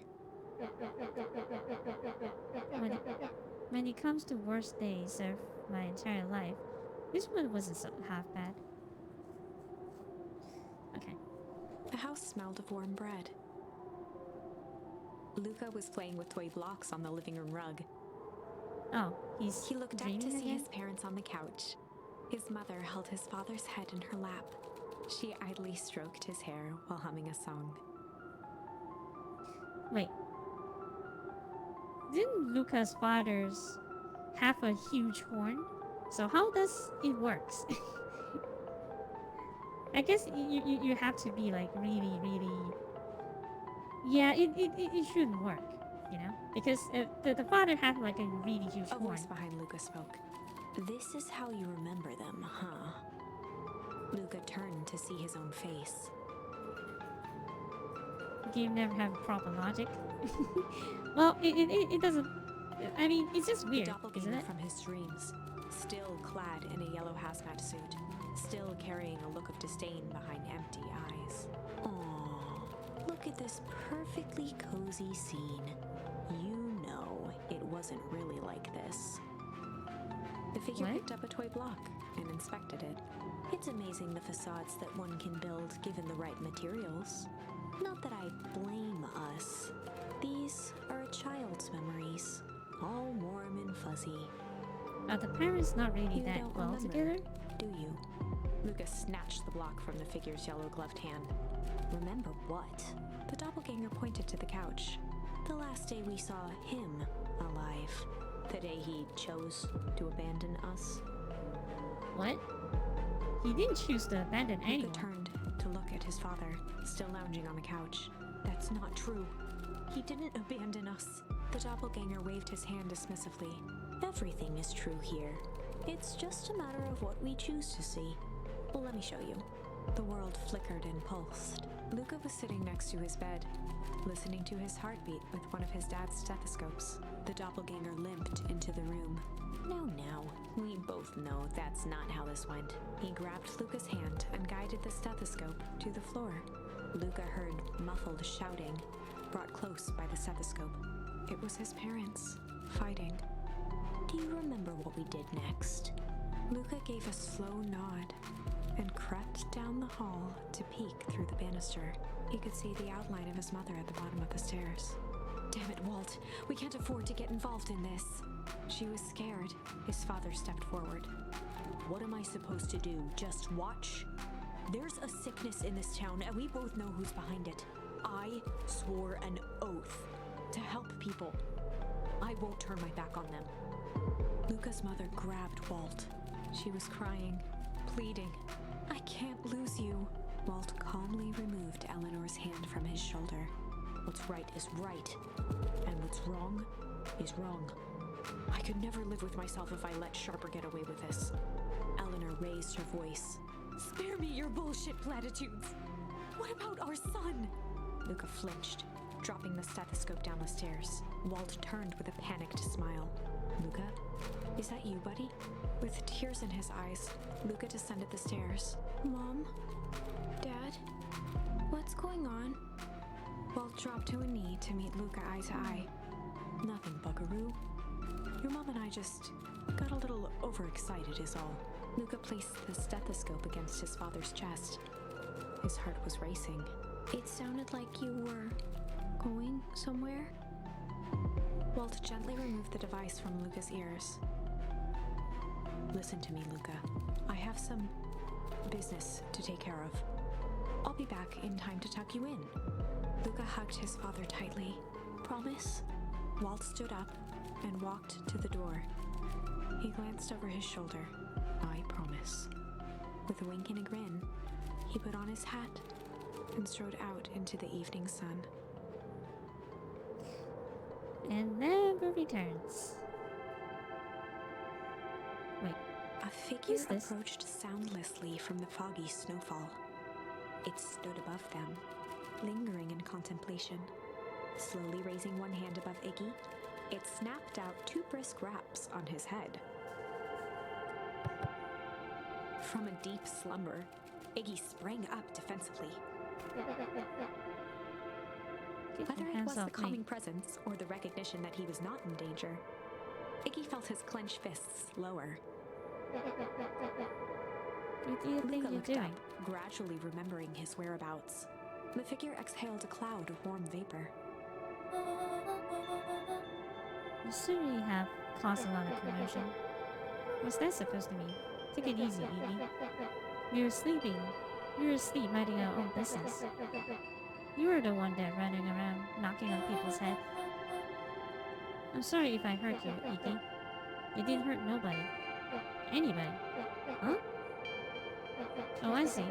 You think you're better than When me, it you. came to complete strangers, Iggy had trouble cobbling together an insult. Well, I really do not know where to hide this time. Like, the characters are all over the place now. But I'll just go lower. But yeah. You big-headed, scruffy-necked furball. Uh-huh. Okay, let's lower the temperature a bit here. Interesting choice of words. I mean, let's just all calm down. Let's all just calm down. Who are you? A friend. An observer. A hitchhiker on the infinity expanse of possibility. Great, how about a name? Is she the narrator or something? Nad. Iggy huffed with gratification. What about you make like a Nat? A Nart and buzz off. Nat began Very to well. turn away indifferently. Wait, do you live here? You might say that. Do you know where we are? You might also say that. Look, pal, we just want to find a safe way out of here. You gotta help us out. Before knowing how to leave, one must know where they are. Alright, that does it. Luca, I don't know about you, but I'm getting out of here, Iggy one way or turned another. sharply and began to stomp off. Enough with the riddles. Iggy, wait up. Realizing he'd worn their patience thin, Nat relented. Very well, I suppose this isn't time for metaphors. I'll show you how to Luca get and back Iggy home. turned around with hope in their eyes. Come here. Nat took a deep breath in. Close your Nat eyes. exhaled slowly, then snapped his fingers. Oh, Nat is a guy, okay. For Okay, a brief open it. moment, Luca and Iggy let themselves believe that some great magic was about to unfold, until they opened their eyes and found themselves in the exact same place, cold and disheartened. This is your home. This is Beacon. This is Beacon Pines. Well, Nat, we don't know how we got here. Maybe stumbled through some time travel gates? Or teleported to some alternate universe? This is just one cruel experiment by Kerwin and his goons, but this is not our home. We are inching closer to the truth. Alas, the reality is much less fanciful. Just give us to it straight. So be it. As I said, this is Beacon Pines. The original, true Beacon Pines. What?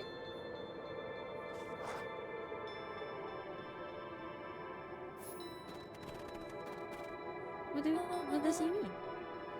You both grew up here, but the town you call your home for the past several years is a replica. What? A remarkable achievement of engineering, to be fair, but a replica nonetheless. That's impossible. It's too much work. You need a whole town to replicate a whole town. Indeed, to pull off a feat would require immense labor power. That which could be moved, would be moved. That which could not would require a precise duplicate. We would have noticed. Someone would have noticed. You would think so, unless the auditing was impeccable. a mind-numbing attention to details. The clipboards. As for the innumerable trivialities which complete the tapestry, well, you can leave that to the miraculous thing we call a brain. It has a real aversion to discontinuity, a revulsion even. The brain has a wonderful way of smoothing out the rough edges, keeping us sane. It is a clone. Well, this is the original. Like the perfect world that we live in is a clone. Is the clone, but I do not know how they actually worked. How it actually works, but even if you replicate everything, like people would have noticed. But then Luca and Iggy looked around uncomfortably, saying that someone made an entire new town and move us all, and no one noticed. Precisely. But why? Why is the one question that can never answer with certainty. The best one can Nat do is narrowed to his uncover. eyes, furrowed his brow, and uttered, The source. Why you say the source like that? Luca Why began to didn't he? laugh uncomfortably. It's all ridiculous. He There's looked no way they down could. at his feet. His eyes started back and forth in contemplation. With a sudden pain, a thought struck him. If this really is home, He sprinted off into the pale distance. As Iggy turned to follow, Nat called out. Iggy, it's not too late to turn back. Simply head west through Weedwood. Died in Chapter flame. 6. Lucas' dad didn't die in the flame. I think that what the dream was about is that his like future self like go into the cold flame. That's what they said in the dream. So I The don't know. source. Nat expressed his sympathy with a shrug and sauntered off as unassumingly as he'd arrived. He'd given Luca and Iggy what they needed, and nothing more. As Luca sprinted across the snow, the events of the past few days became clearer, pieces to a larger puzzle. Rollo said he was underground somewhere, captured.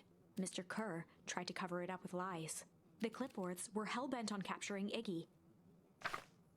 It all seemed to point to perennial harvest. Okay. But right now, there was one thing that Luca needed to know. Luca stopped dead in his tracks. The tree was gone, uprooted and moved, leaving a raw gash in the earth. He dropped to his knees and dug wildly at the cold snow. His numb hands hit something hard, a headstone. A dry whisper escaped Luca's lips. Oh, okay.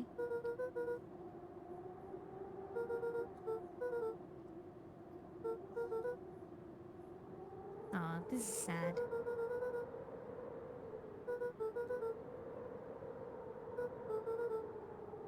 What do you do? So they couldn't move the dead body, obviously, but that's just sad. There was no reply, just snow-covered silence. Why did you give me sleep like that? What if I couldn't find Iggy you, finally jerk? noticed the tears welling in Luca's eyes and the snow-covered grave. Oh. Iggy, they stole his tree, Iggy. Suddenly, Yikes. they heard the crunch of approaching footsteps in the snow. Uh-oh. You gotta hide. No way they didn't see that. 259. Thought of distance still good. Dude, did you hear me? I said 259. Sorry. You ever think about what we did here? We saved a whole town of people. Doesn't it feel like it sometimes? What about everything we left behind? That's the grave of someone with a family. The people who love them will never know the truth. The He truth bent is down to overrated. scoop up a snowball and lobbed it playfully. Hey, don't be such a downer, dude. We took this job to change the world. Yeah, come on. It's almost lunchtime. Why is he walking like that?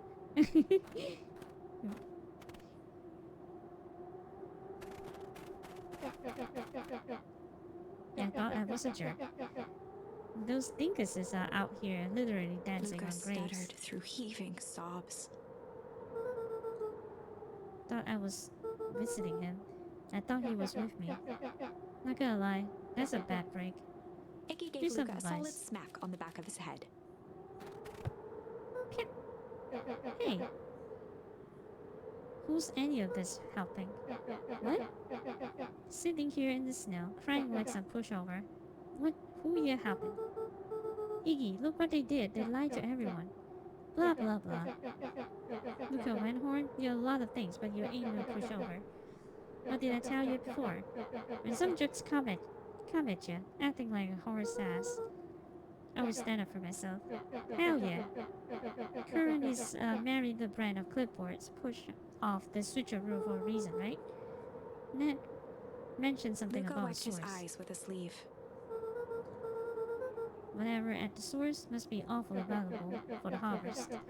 Sure would be a shame if something unfortunate would happen to their precious source, wouldn't it?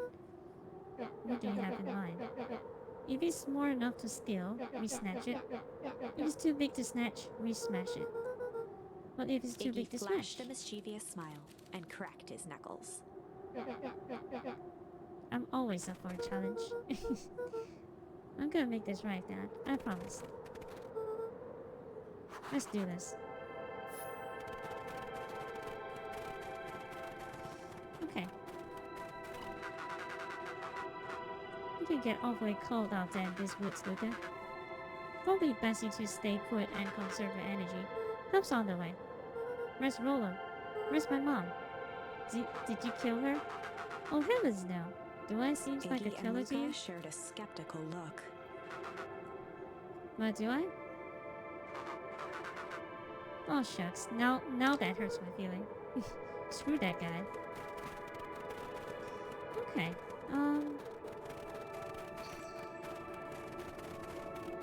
Pretty weird game so far.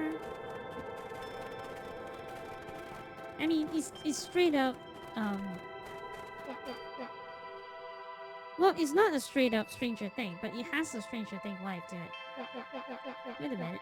If it is the origin of town, then that means... Iggy darted behind a large pine and began digging furiously. He emerged holding a shoebox with a crude skull painted on its lid. What's that? Long story. So a few years back, I came into some procession of some premium grade fireworks. Not the wimpy firecracker stuff they give us kids, the good stuff. So why did you bury it under a tree? That's a long part of the story. Me and Rolo were doing chores at Rolo's chicken coop, and you guys pissed me off for some Luca reason or another. rolled his eyes with realization. No, you Iggy didn't. stifled a chuckle. Yep, I just wanted to give you guys a little scare. But like I said, these are some primal fireworks. Oh, the thing in the chicken coop is Iggy's doing. Okay. I forgot what it is, but the entire thing is like Iggy's doing. So I might have underestimated things. You blew up the chicken coop? I prefer to think of it as a incendiary decoration. Sorry, but you should have seen the looks on your faces. Rolo got grounded for months, which is why I needed to stash the evidence and lay down. So I buried them under the tree. But when I come back for them, they were gone. I figured some girl found them Iggy and tossed them. triumphantly raised the shoebox. Turns out it wasn't the firework that got moved. It was us. Unbelievable. Okay. Do you think this is a game? Newsflash, Boyle. You're not a hero. A little brat who is way over his head. Hero is just someone who refused to give up. Comics these days are rotting children's brains. Everyone thinks they're a spaceman superhero. Always, I was always partial to Hank Atomic myself. Is that so? Do you really think you have a chance against us? You have no idea how powerful we are. Prepare for blast off, loser.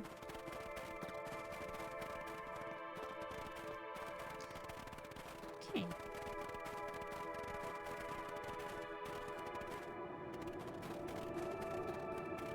That's the source, I guess.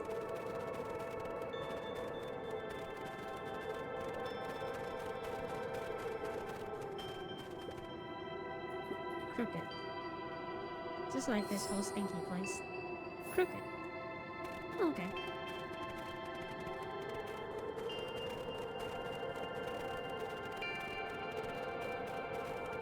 Before doing what the game wants us to do, we just go...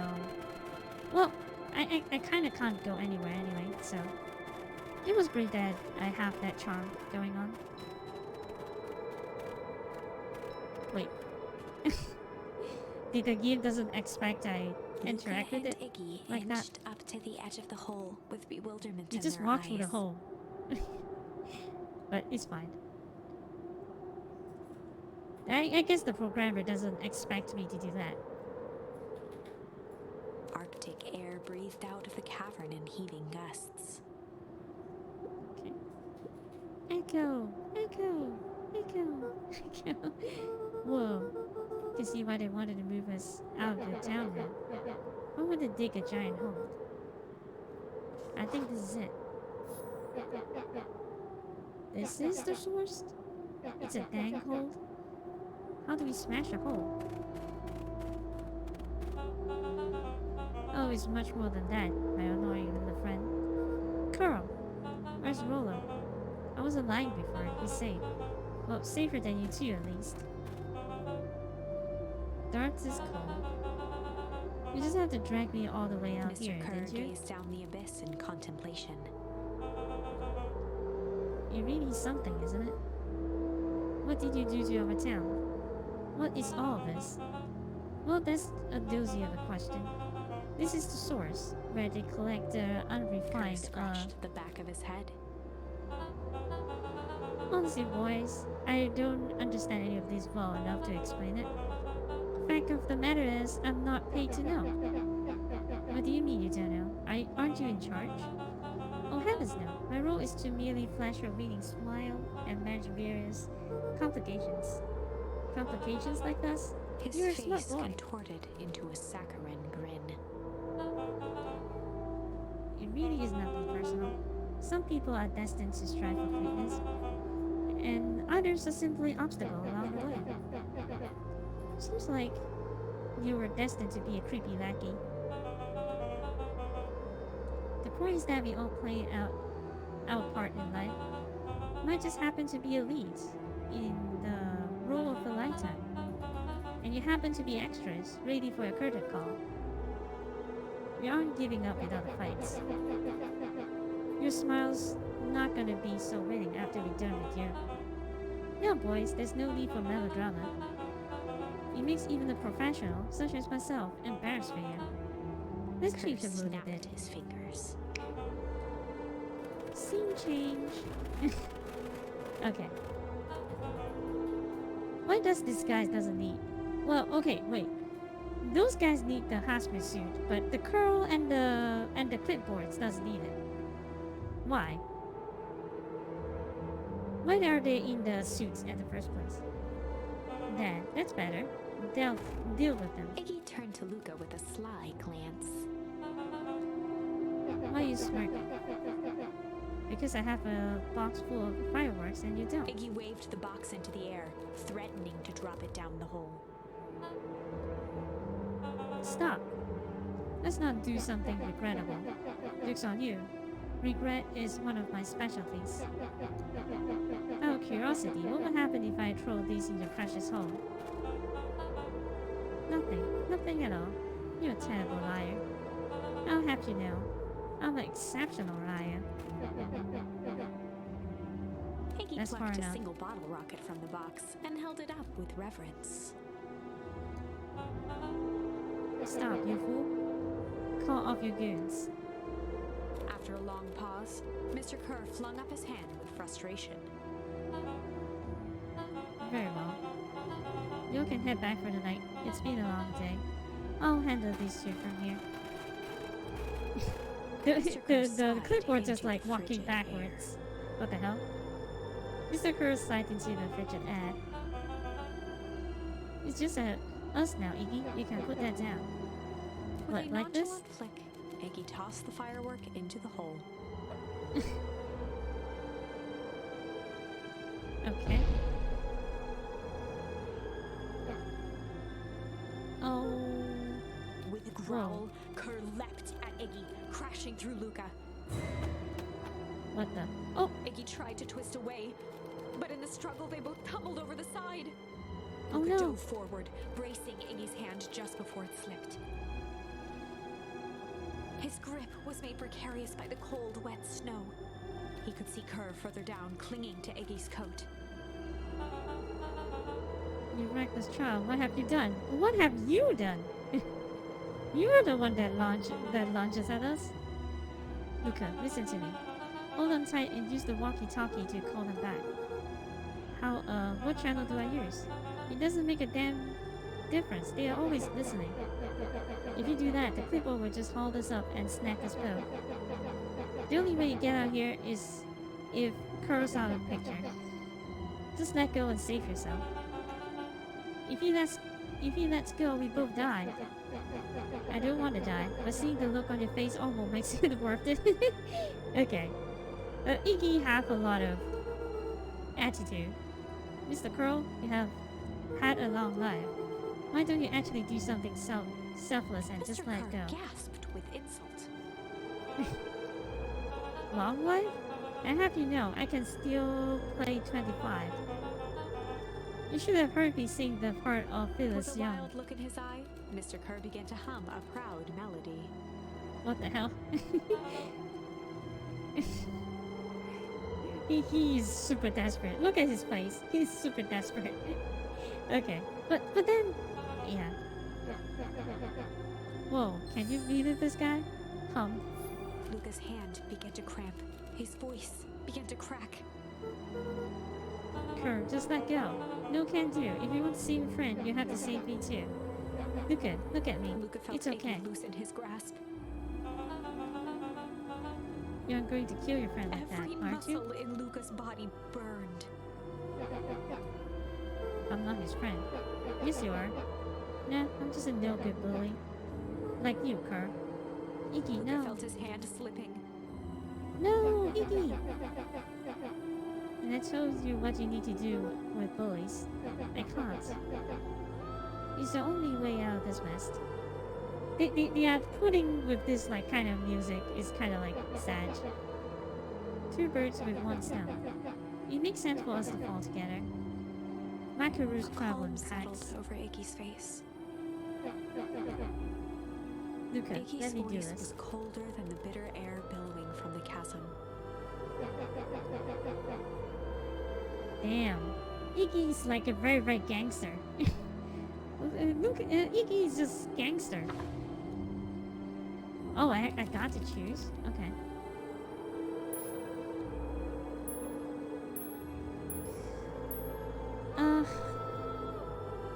I feel like refusing might be a bad one. Accept or refuse. I guess we choose refuse first. We choose refuse first. Luca had no choice but to refuse Iggy's request. He tightened his grip and reached for the walkie-talkie in his pocket. A wild delight crept onto Mr. Kerr's face. That's a good lad. Now, radio for help. Iggy begged Luca with his eyes one last time, but Luca pressed the button and called out. We need help. Mr. Kerr is in danger. It wasn't long before they were once again surrounded by clipboards. Mr. Kerr sighed with relieved frustration. There you are. You really are a worthless lot, aren't you? Mirror, now. A clipboard dutifully produced an ornate ivory hand mirror, and Mr. Kerr began preening his tousled hair. Ah, that's better. Mr. Van Horn, I applaud your sharp thinking under duress. I'll put in a good word for you with the founder. Take them away. A swarm of hands overpowered Luca. The last thing he saw before a cloth bag was pulled over his head was the defeated look on Iggy's face. The end. Oh, that's it? Okay. I'm glad that I chose this, I I guess. think this was one of those times where doing the right thing was the wrong thing. It's fine. I just wanted to see that. Luca had no choice. Because but to I accept wanted to see, Iggy's I wanted request. to accept. It's just that, you know, With a I quiet wanted, blink, I kind of wanted to see Luca what watched a happens. teardrop sail You know, down into the I howling knew it's void. going to happen badly, but with a quick blink, Luca watched a teardrop still down As his into the howling fingers void. slowly gave up, he met eyes with Iggy. Good. Iggy is very, very gangster. The two silhouettes were swallowed by darkness. Like, damn, Iggy's super, super gangster. I can't help but liking him a little bit. Even though he's a bully, but he's super, super gangster. He know exactly what to do.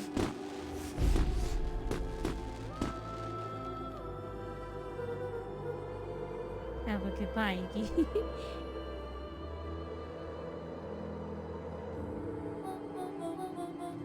Luca, you should really step back. What? Quickly. Oh. Curious. Ah, but of course. Those fireworks of Iggy must have been just the right amount of energy. We should get out of here before Havers arrives. Not until you tell me what just happened. Your friend's sacrifices saved this town. For a little while, anyway. How? Tempest liquid is a peculiar substance. It can change the relationship between matter and time itself. But doing so requires uncontrollable energy. In a closed system, that energy can only come from its surrounding. A useful side effect of this property being, by adding the precisely correct amount of energy to it, one can create a cryogenic cascade. So the gunk make things cold, and the firework make the whole freeze over. That's one way of putting it, yes. As dumb luck would have it, the fireworks weren't strong enough to generate a runaway reactions. I shudder to think what would have We happened have in some that idea case. what that would look like. Yeah, the freeze, isn't it? It would take them a good while to safely break through and access the source again. If you know all this stuff, why haven't you been helping? I have been, in my way.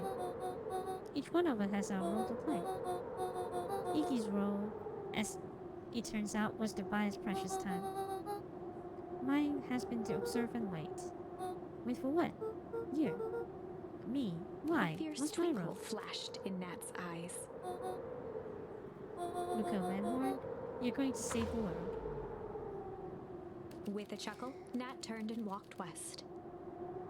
Okay. Dumbfounded, Luca followed behind him, trudging through the snow. Every step taking him Trudging further through away the from snow. everyone and everything he knew, and closer to destiny.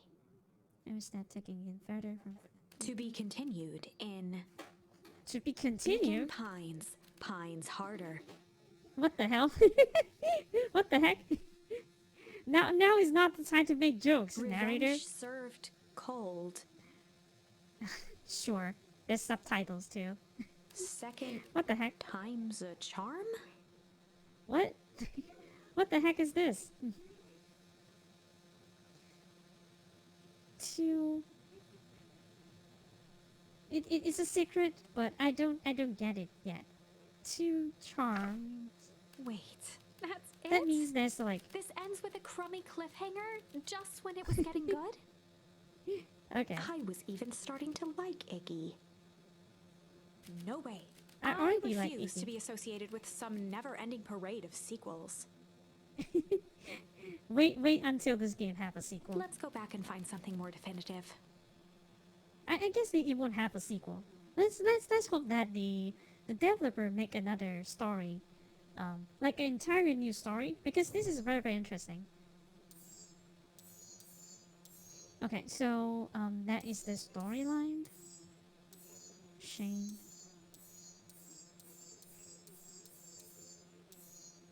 Okay, so we are going to interrogate the harem, I guess.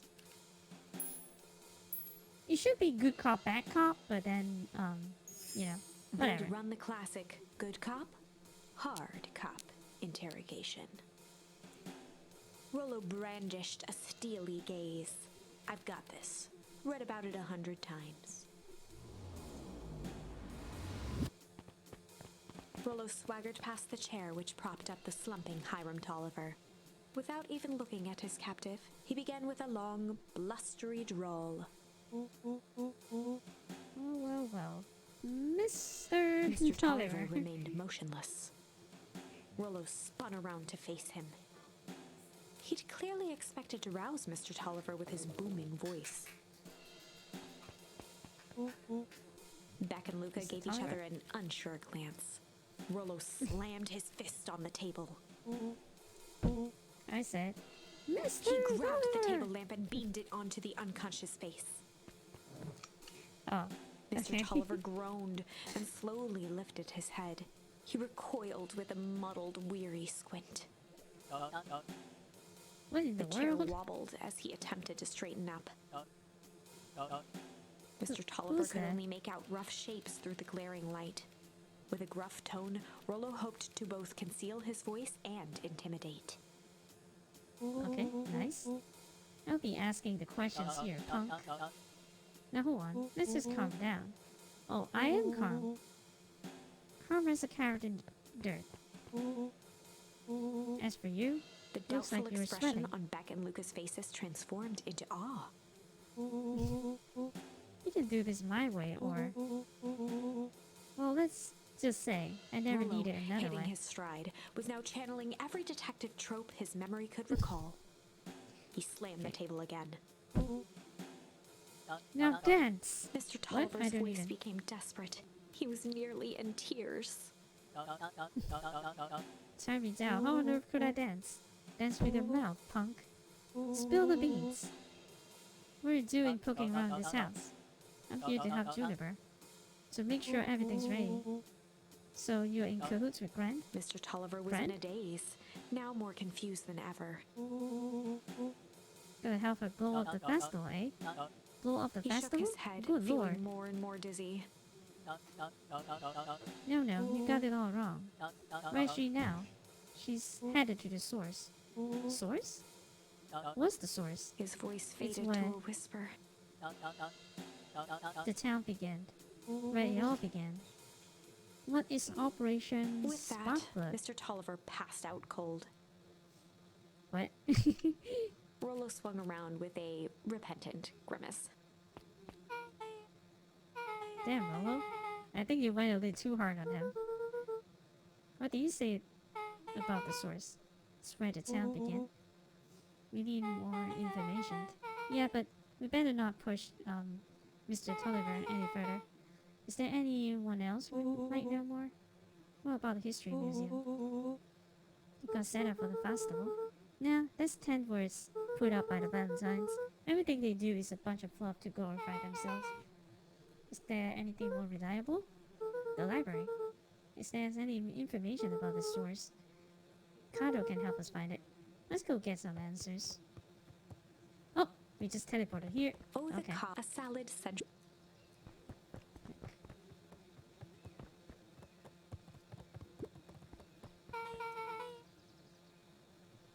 This is a dang nice library. Guess we work hard on it. Aren't you a little young to be a librarian? Oh, Kato hung out here so much, eventually they gave him a set of keys. Just keep an eye on the place for Miss Novak sometimes. They got you working for free? It's quiet and get access to all the books I can read. What more could a person want? Fair enough. What can I do for you all? We need a favor. I already told you and Rolo. I can't put you any higher on the wait list for the next Hank Atomic. If you're here with more candy, I'll have you know I can't be bought. Quite a personal code of conscience. Actually, we're looking to do some research. Now you're speaking my language. What are you looking for?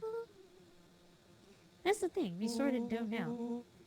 What do you got on the history of the town? Let's account the record archives. What's in those?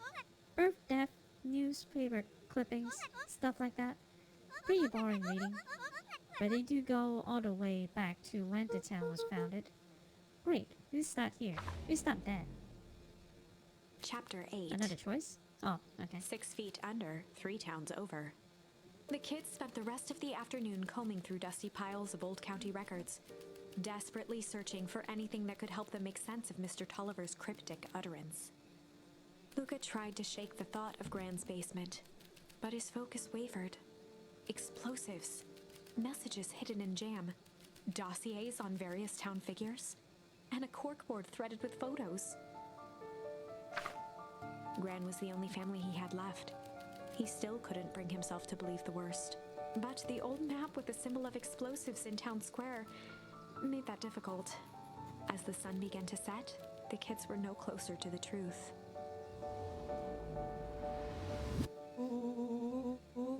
I have to read any more records. My eyeballs kinda pop. We have to keep digging. If I dig another word, I'm gonna end up in one of those asinine death records. Rolo Collar lived a full and wonderful life till he read so much boring crud that his brain oozed out of his Rolo ears. shut his book with an assertive nod. If you got a better idea, spit it out. You sounds like my sister. Keep pushing your luck, pal. It won't be a boring county record that kills you. I'll put you in the obituaries Rolo myself. muttered under his breath. You're a county record. Really? That's the best you got? When I'm done with you, you'll be the footnote in history. Beck slammed her Just finger like- down on the open page before glancing down to read. J. Hartford here. I'd like to see you try. Hey, hey, hey. We are a little tired here. Let's just take a Something minute tickled and... the back of Luca's mind. Wait, what was that name back? In the orbit? J. Hartford. From the Brookwild Tribune 20 years ago. That can't be right. What is it? J. Hartford. That's my grand's name. Juniper Hartford. Maybe they were two? Oh, this is not the grandma all along? Mrs. is survived by her young daughter, Eleanor Hartford. My mom's name is Eleanor. Okay, this is getting creepy.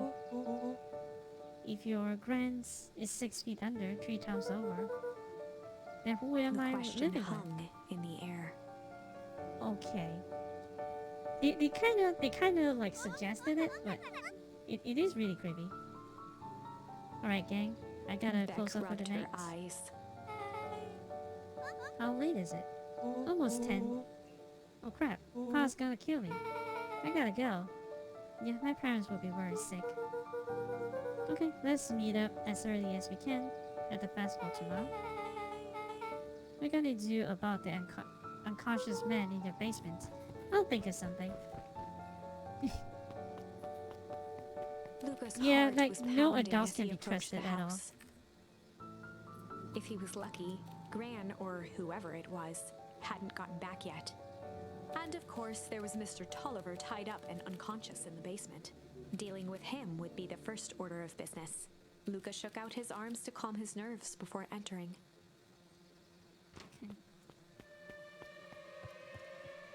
Uh-oh.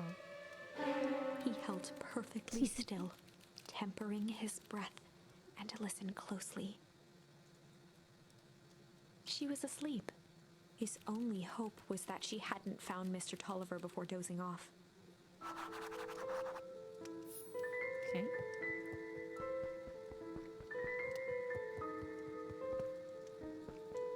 Hey, Grandma, are you awake? Are you awake? Are you awake? um, yeah.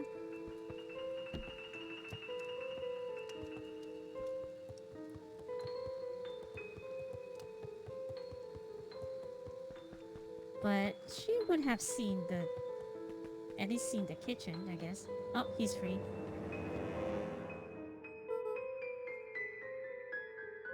Mr. Tolliver Oh was no. nowhere to be seen. Maybe he woke up, escaped from his bindings, and Or left without a maybe trace. Gran knew everything. What do I do? Luca's hungry stomach groaned. Not realizing it, he'd gone the entire day without eating. Okay, I can figure this out.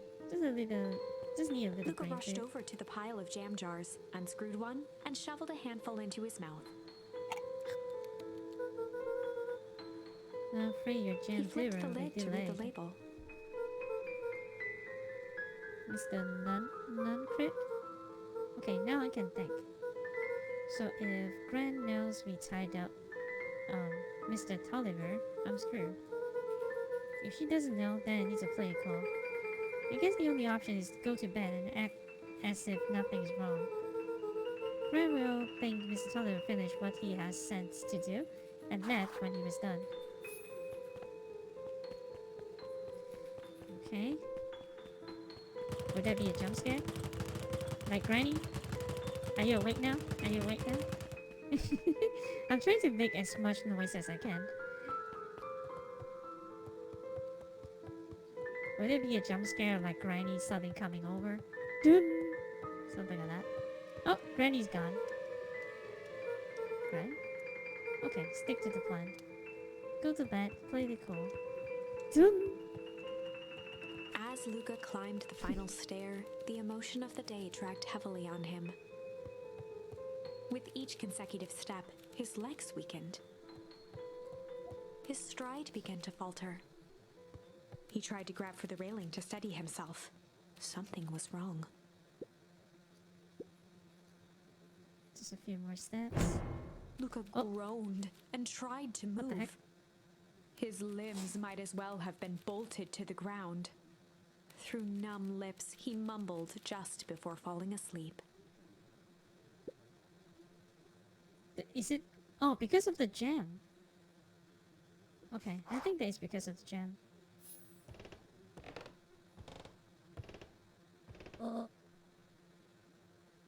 Oh, crap. That is kind of scary. What did you get yourself into?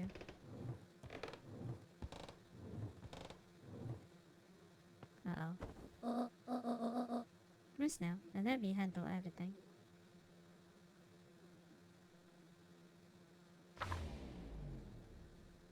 Chapter 9. A speech to end all speeches. Luca awoke to find himself face down in bed. He moaned into his pillow. Why would Gran drug him? Or rather, why was she trying to drug Mr. Nuncreed? Shaking the questions from his woozy head, Luca snapped back to the matter at hand. The festival.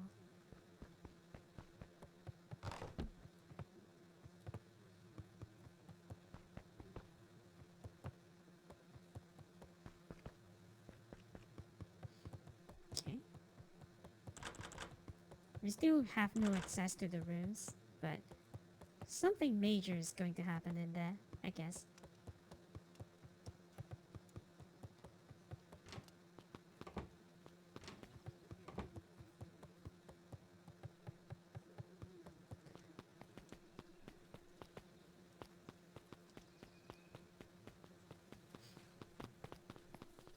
Okay. Where have you been? Graham put something in the jam. Yeah, we know. Secret message for secret conspirators. Not this one. The one intended for Mr. Nuncreed. Put me to sleep. Whoa, ho ho. Sly devil. Sly?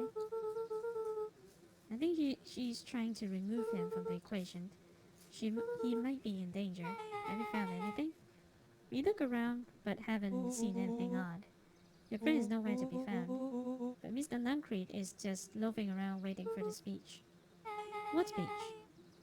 Mayor Gus just got up on the podium.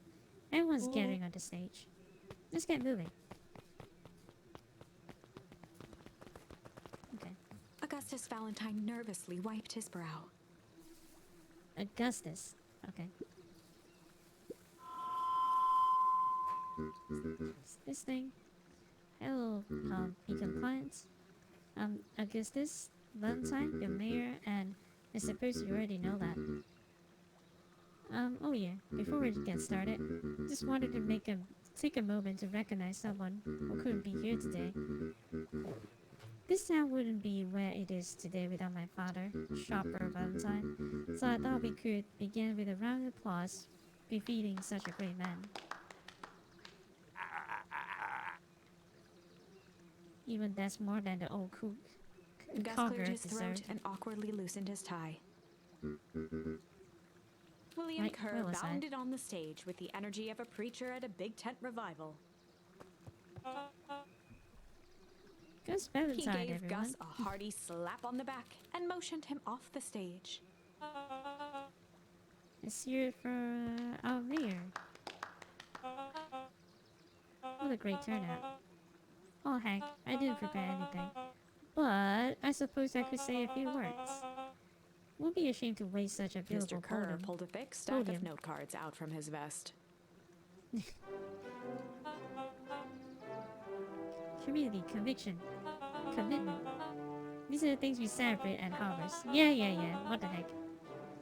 For us, these are the pillars of bridge to better tomorrow. I think it's time to add a new. Okay, I didn't want to read all of this. Change. Change is a powerful thing. It's sorrowful, unavoidable, and undeniable. And I am that gum thankful for it. Change is the reason we are all here today. We're all together today. It's hard for me to believe that it was only 4 years ago when fate brought me here.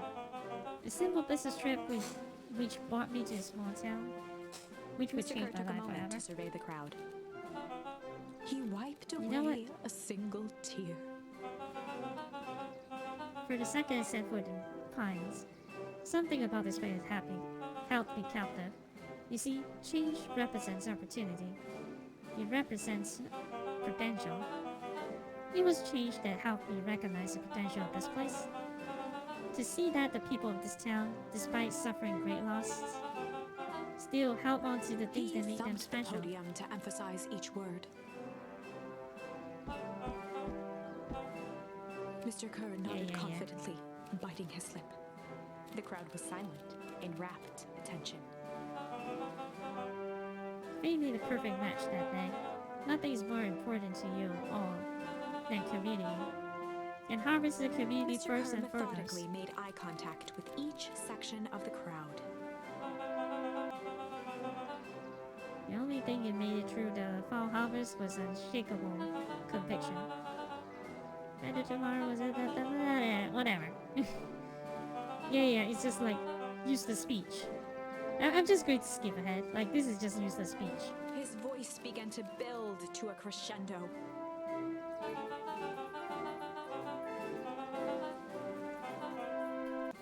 Blah, blah, blah, blah, blah, blah. Change his choice. Blah, blah, blah. No one wants to hear you. You creepy girl. Yeah, it's fine.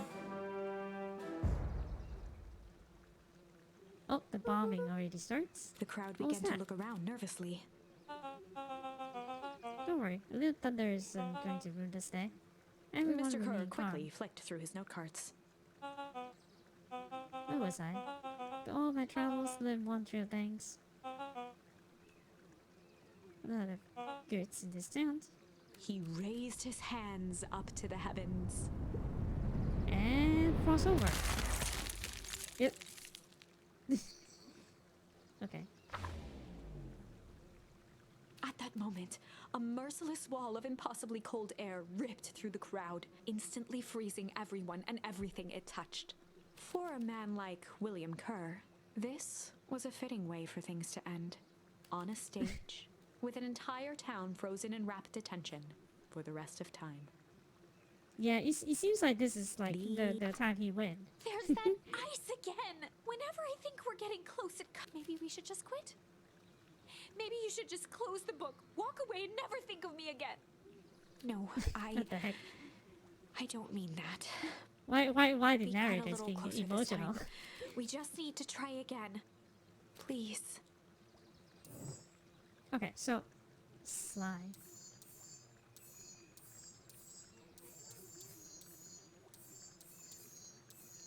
Oh. Because we couldn't get a lot more information, I guess. So They'd run the classic Sly good cop. Sly cop interrogation. Luca and Rollo ducked behind a barrel, leaving Beck to her task. Oh, so this time Beck is the one that did the interrogation. With a few crisp snaps, she roused Mr. Tolliver. What? What's going on here? You're that model girl. Please call me back. Mr. Sorry Tolliver about all looked this. down and shifted a bit, testing his restraints. It seems there's been a mix-up. You see, I'm down here for the same reason you are. Juniper Beck sent caught you here? herself before letting the surprise manifest on her face. She'd already gotten him to reveal his relation to Grin. Oh, she is very good. She is good. This was gonna be easy. You know how Juniper is with her precautions. Operation Sparkplug has its own edge. I guess she thought you needed some backup. But she sent a child? What a better way to avoid prying eyes. Who would suspect a kid? I Mr. suppose that Tolliver makes wriggled a sense. bit in his restraints. Oh, I'm so sorry. Beck quickly removed the ropes. That had to be uncomfortable. A little, yeah. But you understand. You never know who Mr. to trust Tolliver in this rubbed town. the growing knot on his forehead. Very true. So it turns out Beck we're both twirled her here too. hand, as if to prompt Mr. Tolliver to finish her thought. Beck Destroy shook her the head evidence. and clicked her tongue. Yep, the old gal is Mr. nothing Tolliver if not let out an cruel. amused huff in agreement. She sure is. Can't blame her though. If anyone were to find out what we are going to, that we are going to destroy the source, well, we both know how bad that might be. No one will know anything once I finish cleaning Beck things was up on a roll down now, here. playing Mr. Tolliver like a fiddle. You sure you can finish this up on your own? Juniper trusted me for a reason. You can leave the rest to me. Good. There's one more loose ends I will go work on. Loose ends? Oh, it's nothing really. The other day, I had the radio on scan while restocking the candy shelf. Did you know I intercepted an odd phrase in the office transmission? Underground secrets. That's ominous. Think it might be a password, but Juniper dismissed it. Said it wasn't mission critical. What's the password for? We don't know. So we have a password and nowhere to put it? You gotta mean something, right? Good thinking. You should probably go work that out. I got this under control. Listen, between you and me, this basement gave me the willies. Heading for the stairs, Mr. Tolliver hesitated and turned to Beck with a puzzled look. She grinned and gave him a peppy wave. With a shrug, he continued up the stairs, whistling a jaunty tune. You guys catch that? Sure did. The whole time, had a candy shelf. But all he ever sells us is apples. Blinked slowly in disappointment. The password, Lolo. Well, sure, but once things are back to normal, we'll be having a word with Mr. Tolliver about that candy shelf. Fine, in the meantime, She I get turned an to the idea. table and began tearing small scraps of paper. He said he heard a password on the radio. Any good spy transmission is Beck never what it marked each seems. scrap of paper and leaned back. Just need to find a hidden meaning. Okay. What's another word for underground? Buried, covered. Could it be a cover-up? Three is one of those. Each letter is a number thingies. So you would be 21. N would be 14. Huh? It's an anagram. Luca and Country's Beck looked at drugstore. Rollo with amazement. Well, that was incredible. Well, it's either that or Kred's new drug store. Yeah, I think you were right the first time. How do you do that? What can I say? I love cycles. Guess we know where to go. Okay.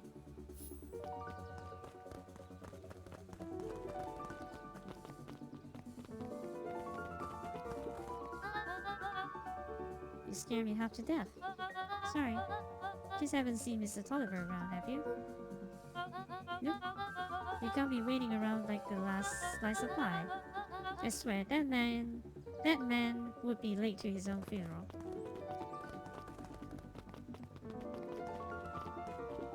Okay. We still haven't entered the harvest yet. I can't believe that this game is taking longer than it. Luca tied a Longer than bent it is. nail onto the line. If all you have is a hammer,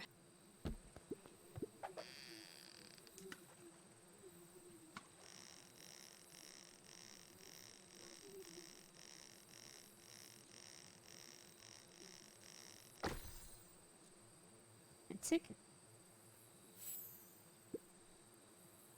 It's a photo of you and Uncle Joseph. Let me see that. Oh, look at those two young fools. How did you end up in the bottom of the pond? Who can say? Some things are just hard to explain. I miss Uncle Joseph. How come he doesn't come fishing with us anymore? He's busy with his new job at Valentine's. What's a new job got to do with him fishing with us? He's complicated. Like I said, some things are hard to explain. Oh, I already caught all the fishing items. I got an achievement for that.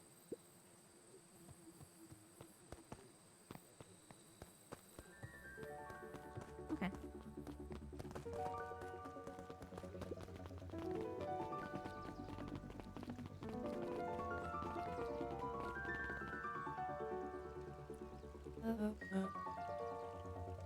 You're late. Augustus? Sorry, sister. Was caught up with work. Work? You? I had a few more details to lock down for the festival. Oh? What do you have to report? What's this, insipid town festival really about? Gus looked I around think. nervously. I think Mr. Curl really does just want to do something good for the town. He's actually a pretty nice guy. You should spend some time with him. I didn't pull string installing you as mayor so that you could make friends. The job is to help me figure out what the Curl and Howard's true intention are for this town. We have a responsibility. This is our father's town. Was. Excuse me? This was our father's town. He's gone, Harris. And he isn't coming back. Father left us with nothing but problems. Mr. Crow came here and offered to help us. We accepted that help. We didn't agree to them turning Father's warehouse into a toxic dumping ground. It's just a temporary arrangement. The glue can't be seen from our damn backyard. They're dumping their nasty little secrets on us. When this all inevitably goes wrong, who do you think will be Harris's blamed? cry hung in the air. We have a new choice to make now, sister. This town is going to change, whether you like it or not. Are you going to choose to be a part of that future, or be forgotten in the past? It's a shame. Father named you Augustus, but you will always just be a Gus. Good night, Harris. I'll see you at breakfast tomorrow.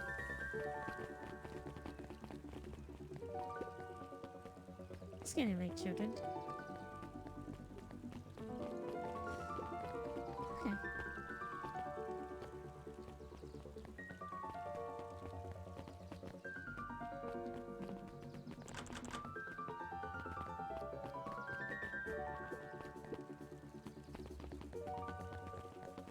she is still here reading. Okay. But she is always giving us spoiler. But oh hey, she's welcome. Welcome to the stream. She spat with a sneer. Is this a gulf between knowing something and being able to do a damn thing about it? I do hate it when the villains makes a good point. Yeah.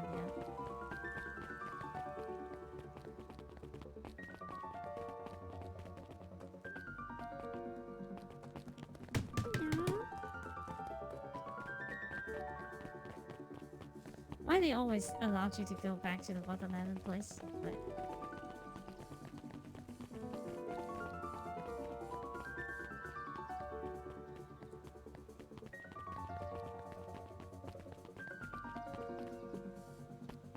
Solomon stood proudly at the entrance to the drugstore, holding a brown bag overflowing with black licorice. licorice. Hey Solomon, you're looking for Mr. Nightcreek. Is he still in there? I'm afraid not. Then where do you get the candy from? You might say we Solomon have an shoveled a agreement. surprising amount of Arrangement. licorice into his mouth. Sometimes it's the small pleasure in lives. Though we might not always have family to rely on. Licorice have never let me down. I can't say licorice would be my first choice. Whatever floats your boat. You can tell a lot about a person by their choice of confections. Oh, yeah, I guess. I like sour cups. I'm certain you do. I was wondering why Mr. Nightcreek kept licorice in stock. We must eat enough of it to make it worthwhile. There are many ways to earn loyalty. For some, it's as easy as cold hard cash. Okay. Oh, he's right. It's locked. There's gotta be some clues. Well, let's see.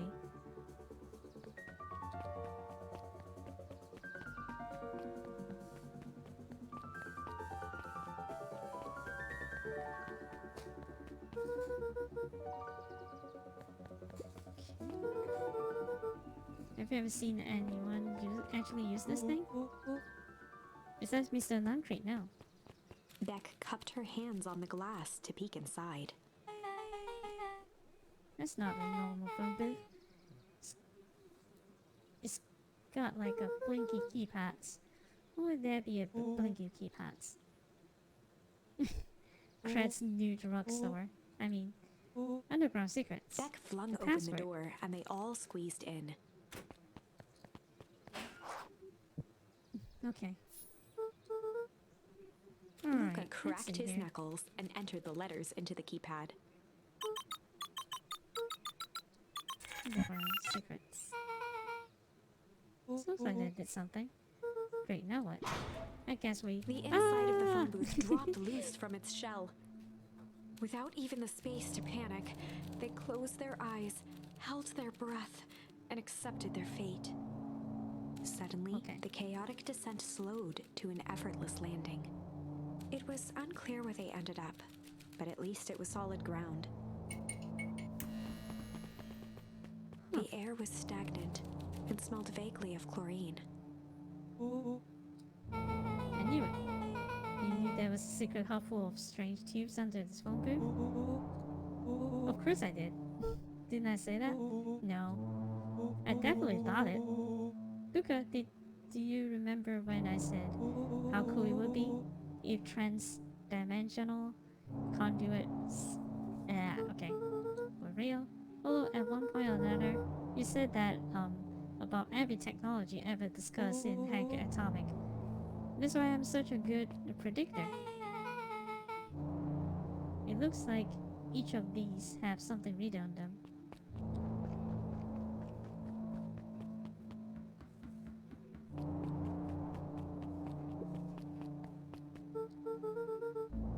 This dude has a broken mask.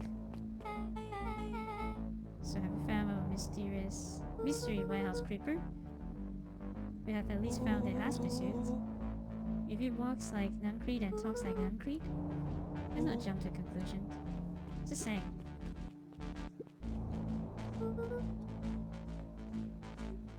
Valentine, fertilizer warehouse. Isn't that why you almost got snatched? Yeah. Why would Harvest have a tube going to the old Valentine's place? This is starting to feel like something big. Mining operation now first. You guys have mines here? Not that I know of. This is all farms and fertilizer, and series of tubes. I always says you can only trust a miner up to the point when they hit go. Not sure how that wisdom applies in this exact situation. That's the thing about Pa. You don't always realize what he meant until it's too late. Oh, this is the... Okay, I can go to the main office here. That's where my mom works. What does she do? Science stuff. Is she involved in all this? We just moved here. How could she be involved? True. There's a lot of buttons.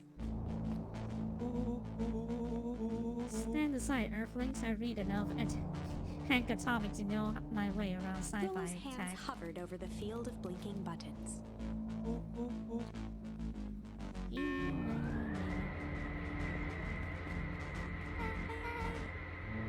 Whoa, what did you do? Nothing. I didn't even know yet. What was that? Hide. Where? There's nothing but weird tubes down here. Let's just skip back. Oh. Shit. Shit. Shit. Awesome! You don't need to come with me now. We aren't going anywhere with you. Not until we get some answers. Mr. Underground Secrets. I told them it was an absurd password, but they love anything that makes them feel clever. They will. That's no matter. If I can keep you hidden until after the festival, I might be able to save your skins. We don't care about our skins. Hold on now, I like my skins. This all stops now, Nutcracker. Joseph waited for a moment in silence. You sound just like him. Who? Walt. You don't get to talk about my dad. You know, your father and I were friends back He then. gestured toward the Back strange before. tubes. Just towards the street. All of this. That's a lie. That's true. I used to bounce you on my knee. What happened? Same thing that always happens. Reality, complication, life. We were a team, Walt and I. An idealistic doctor and a bright-eyed pharmacist. Both hell-bent on helping folks. So you were his sidekick? No. We were partners. He helped the patients, and I helped him. Nuncreed Whoa, let told out the a psychic. growl of a sigh. Luca, I need you to know this. I need someone to know this. One day, shopper Valentine comes to us. Says he's got an opportunity. He found something he didn't quite understand. And he was willing to pay us both handsomely to help him understand it. And my dad said no. Your father and I both believe in helping people, but the thing I could never get him to understand was, it's a lot easier to help others if you help yourself now and then. Classic sidekick into villain plotline. Won't love being righteous, almost more than he loved his family. He was wrong about one thing though. When he begged me not to take Valentine's offer, he said, Joseph, if a person says yes one time to shopper Valentine, you will make sure they keep on saying yes to him until the day He he's shook his dead and head gone. wistfully. Shopper's long gone, but he still got me saying yes. Is there a point to this sob story? Not really, no. Just an old man trying to delay what he's Nuncreed doing. took a menacing step towards the children. I tried to keep you safe. I tried to keep you and Juniper out of this. But you forced my Luca hand. began to laugh. What? You really don't know? My grand isn't out of this. She's been scheming right under under your nose? Juniper? Seems like she's planning on crashing the town's party. She's going to disrupt the festival? The color Why would she? drained from Nuncreed's face. How does she know? Apparently she knows a lot of things. What? Let's just say this isn't the only underground lab we busted into today. Honestly, hers is way cooler. She's got maps and explosive and bad intentions, big man. Nuncreed grabbed Luca by the shoulders. His eyes were frantic. You need to tell me what she's planning to do right now. She doesn't understand what it is she's messing with. Tell me now. She's in danger, boy. I don't know. She had a map with a mark on the found in town square. The A fountain? jolt But of why would realization struck Mr. Nuncreed. she knows about the source? What the heck is the source? If she tries to destroy the source, it could catalyze and, dear God, she's going to freeze us all.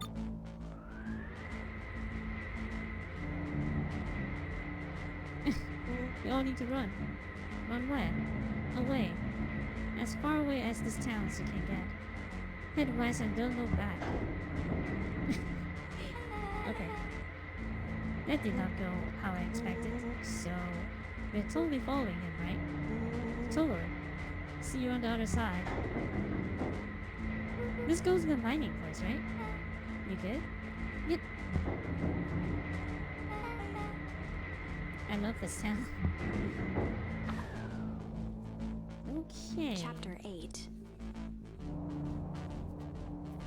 The cold, hard truth. Beth Finally. leapt up, allowing the suction to yank her into the dark. Dimness eclipsed around her like the shutter of a camera as she seemed to cover great distance in mere moments. Her only points of reference were glints of upcoming turns, which approached with frightening speed, only to carry her gracefully along. She heard the tinny, distant echoes of Rollo's glee. Once she stopped fighting against it, the ride was impossibly smooth. Then, all of a sudden, as if minutes had passed in an instant, light blazed into view. A burst of wintry air snuffed across her face, and she was flung out into the cold.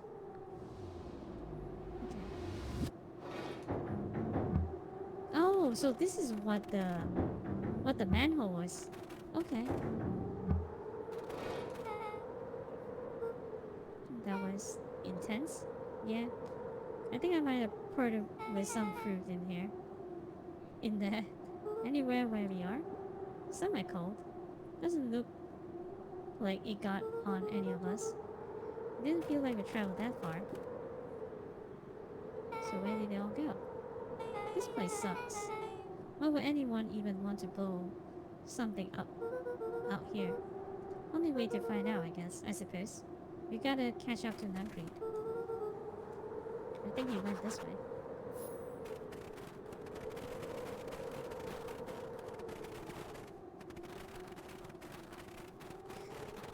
Okay, it's been a weird turn.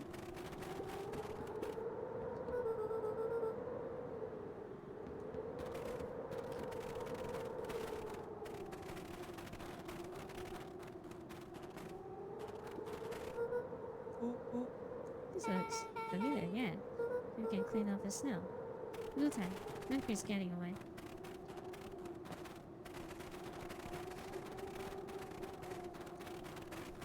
Yep, we have to follow the story now.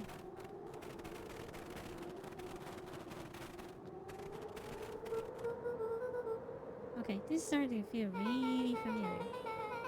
I may not be the most well versed on all things Beacon Pines, but it does sounds like looks like some sort of fluorescent replica of town.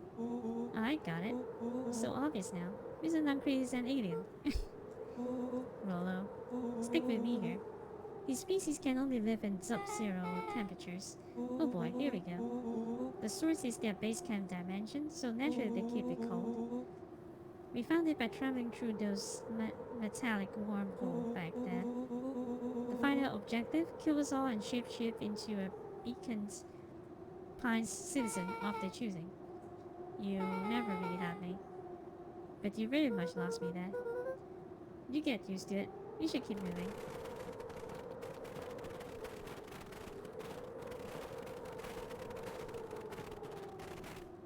As they rounded the corner to the frozen town square, they spotted Mr. Nuncreed inching cautiously toward a pit at its center.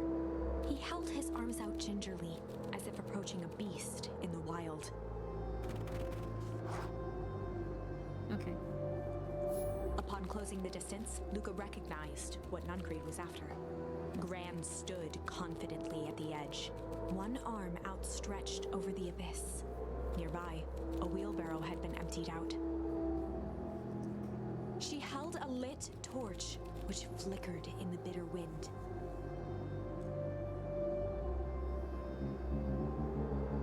Juniper, I don't know what you think you're doing, but I assure you this is not going to solve anything. If you drop that, you'll doom this whole town. Oh, it wasn't me who doomed this town. I've been watching you, Joseph. I know what you've done. You and your co-conspirators. Friend? What's happening? Luca, you and your friends need to leave right this Mr. moment. Nuncreed turned back toward the kids, desperation in his eyes. Listen to your grandma, Luca. This is between me and held Juniper. steadfast in awe. Okay. Luca approached closer. Mr. Nuncreed spun back toward Gran, his voice growing louder. You got it all wrong, Juniper. Just hand over that torch. You don't understand what you're doing. I could possibly trust you to do the right thing. Walt told me everything. We trusted you, and you betrayed that trust. Luca, did you know that this man's entire life is a lie? If it weren't for him, your father might still be Mr. alive. Nuncreed winced with anguish. His voice hardened. They both That's now not true. yelled, not to each other, but at fate itself, making their peace with long-held burdens. The wind howled with encouragement. What was like a brother to me. We just had different ideas about how to affect change. Really convenient that your way just happened to line your pockets. They No, menaced that's at not each fair. other, both catching their breath.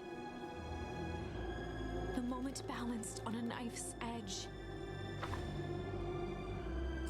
Amid Okay. a blur of emotions and memories, Luca's mind flooded with questions.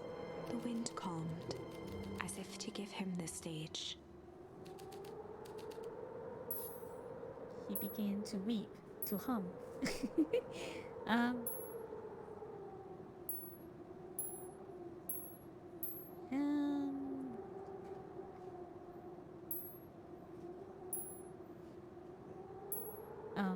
Let's weep, I guess. And in the stillness, Let's he began let's to try weep. to weep. And see how it goes. It was all just too much. Falling to his knees, Luca whimpered softly. The tears crystallized as they hit the snow. Gran stared at Luca for a moment with warm sympathy, remembering why this was all necessary. This will make sense. This will all make sense soon, Luca. Then everything can go back to normal. Yep, this is a bad ending, I guess. She I stiffened up promise.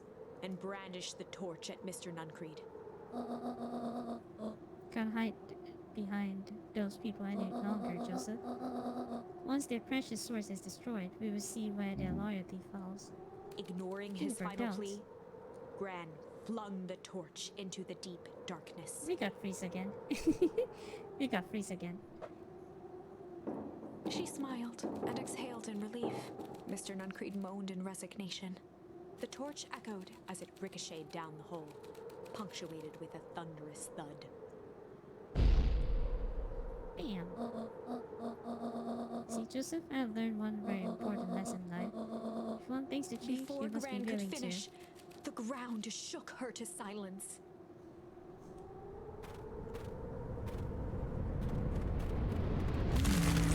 to. Wait. Oh, everyone's still first. Gran Okay. only had time to spin around and run to Luca. Her attempt to shield him, an honorable but trifling act. Unflinching love, pitted against an unthinking horror, there was no contest. Her warm embrace froze in an instant. So let me guess, because the thing is like kind of involved with time travel as well. So is she That like is where they remain, fixed in place, forever. is she And like so, actually the grandma? our story But ends I don't know. on this melancholy scene. In a town brought low by its secrets, sits the frozen statues of a misguided band of meddlers. The end. Well, that was dire. On the bright side, we finally figured out where all the ice is coming from. Now, we just need to find a way to deal with a mystic, unfathomable force of nature. Maybe she's Eleanor, the old one. Might be. I don't know. Okay, so no more new cards to use anyway, so it was that choice that makes the difference. I should have said something. And in the stillness, after the death of his father, Luca had trouble sleeping. Each night, his mother would sit at the foot of his bed and hum a gentle melody. It was the only thing that could calm his mind. Oh, you know what? It could be because she is exposed to the fluid. That's why her hairs and everything is changed. I guess. I don't The know. only thing that, however briefly, could make it all seem okay. It could be. It could be. It's just his mother all along. That melody pervaded every memory Luca had of his mother. Shivering in the raw snow, he began to hum it out loud.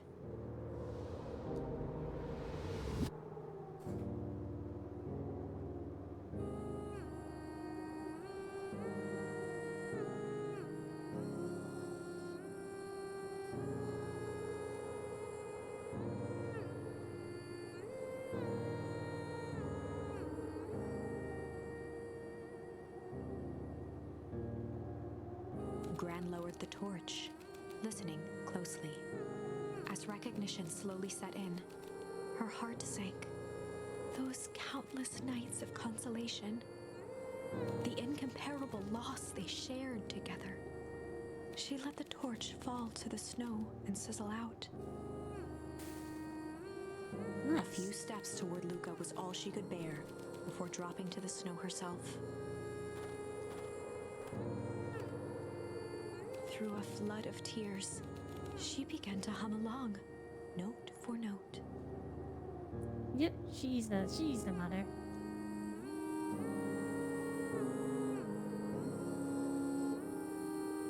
What the heck? Oh my god, you really got it right. I mean, the fluid and everything, could make the change like that, but yeah. That's why she went missing and never be found. That could be it.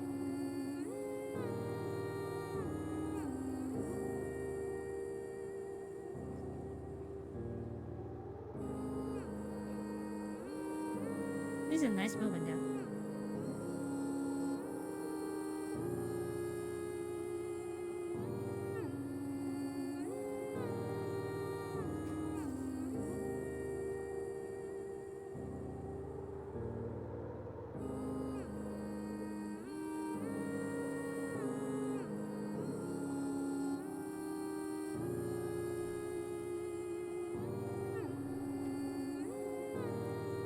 Is the game just waiting for me to click something?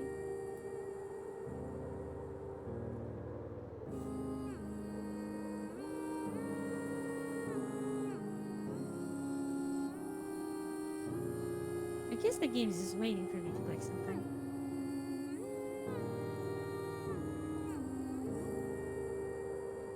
Luca lifted his head in astonishment. The last time he heard that melody was the last night he saw his mother. How do you know? Yep, it's confirmed. I'm sorry, Malik the Buckaroo. Buckaroo? Only people will call me that on my dad and Luca your mother. blinked through blurry, watery eyes, trying to see more clearly. He could just make out the impression of a familiar face. He peered across the snowscape at the woman on her knees. Something about her was undeniably his mother. Only smaller, older, changed. Mom? That's right, Buckaroo. Mom! Luca sprinted as fast as he could toward his mother. They held each other close, and the cold retreated from their bodies. Eleanor? I thought you were gone. You should have known I would never Eleanor looked abandon down my at son. Luca, tightening her embrace in an appeal for forgiveness. How? You're a smart man, Joseph. I thought you would have pieced it together by now. You were exposed. I don't understand any of this. What happened to you? Where did you go? Why did you leave me? I never left you. I was always right here, Luca. Why did you lie to me? You tore me up, Luca, but I did it to keep you safe. I thought that getting answers would help us both move on, but the more I discovered, the more I realized the danger we were in.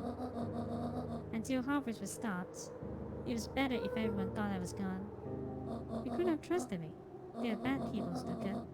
They won't stop until they get what they want. And they don't care who gets hurt in the process. Then, what do? We have to stop Joseph them. slumped into the cold, wet snow. They can't be stopped. This is too big. I tried beating them at their own game. I'm For done the fighting first time fire in a and long fire. time, her voice felt like her own again. No more lies. I see now. There's a better way to stop Harvest. Luca cold gazed hard down truth. at Nuncreed with pity. He looked small. Joseph stared into the snow as if searching it for answers. Come on, everyone. We got a party to crash.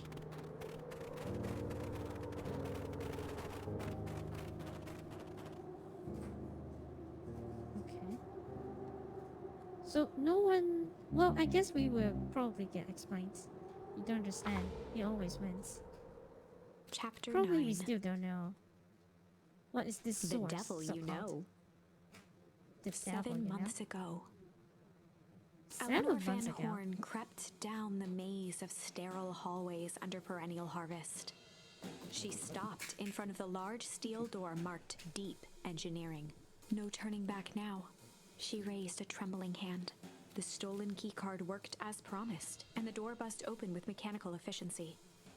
She was immediately hit with the smell of disinfectant. It was some sort of laboratory. In one corner was a desk covered in papers. Across the room stood a tall metal pod with hoses protruding from its base.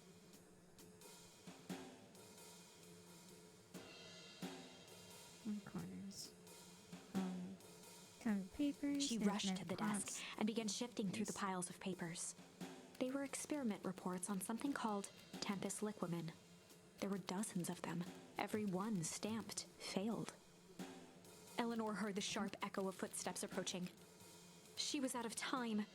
Her eyes scanned the room, eventually landing on the strange pod. Muttering a curse under her breath, she dashed over and dove inside.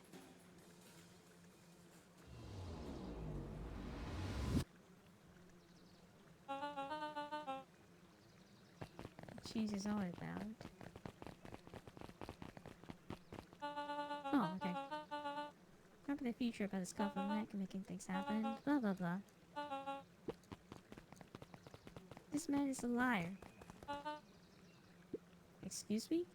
I hope you're not. This town has dangerous secret and Harvest only exists to keep it hidden. Nonsense. They pick up the damn town and move it right under our nose. You're not making Mr. any Kerr sense here. addressed the crowd with a sarcastic tone. Imagine such a thing. It's absurd, just plain impossible. They promised they could fix the foul harvest. They told us they would clean this place up. We just had to leave town for a few days. But while they had us evacuated, could they ask you to? You're afraid of a lot of things, aren't you? You're surely the worm. This is growing tiresome. A little help, please. Don't you all see? This festival is a sham. An excuse to have the whole town gather in one place, They're planning something awful. I don't know what, but these people are wicked. Don't listen to her. She has absolutely no proof. I am the proof. I am Whispers Eleanor filtered Van through the Horn. crowd. Well, aren't you just sneaky as the Dickens? You all know Valentine's fertilizer was too good to be true. And now this whole town is paying the price. Ladies and gentlemen, I'm so sorry about this disruption. My associate will take care of this obviously disturbed woman somewhere comfortable, so that she can get the help she needs. She's not the one who's disturbed. You two-timing clown. Y'all know there's something wrong with this town. It was just easier to look the other way. The truth is,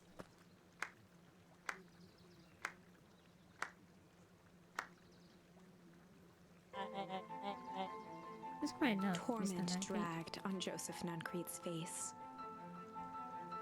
Is Solomon actually the founder? Is actually the original Valentine? Like, is it really going to be like that kind of twist? Holy crap! Because he's eating like really old man kind of candies, isn't it? The licorice. So, is this going to be like this kind of twist all along? Like, I mean, it's a possibility. Yeah, look at that! Look at that! Oh my god, this twist! I never see this coming. Take them away. No, I want them to see this.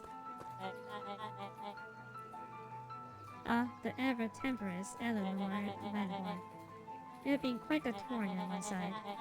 Like a weed that's barreled in where it doesn't belong. I must confess, you Paused look for a dreadful. moment, plucking a piece of fuzz from his sweater and discarding it to the ground. You're serious and rare company. You have managed to pull one over on me. It won't happen again.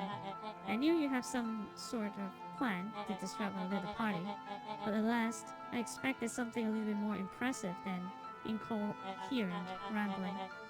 No matter, your failures are yours to bear. Mr. Kerr. Yes, sir. It's a shame that it was cut short, but I thank you for that rousing oratory. I'll take it from you. Yes, sir, of course, sir. You have done quality work for me, William. You can look forward to the Kerr gave recompense a we bow of agreed upon. deference. Founder, you are most Gasps gracious. rippled through the crowd. Thankfully, you can dispense with the formalities from here Solomon on pulled out. a glass vial from his pocket. In one smooth motion, he downed its contents. A triumphant smile grew across Solomon's lips.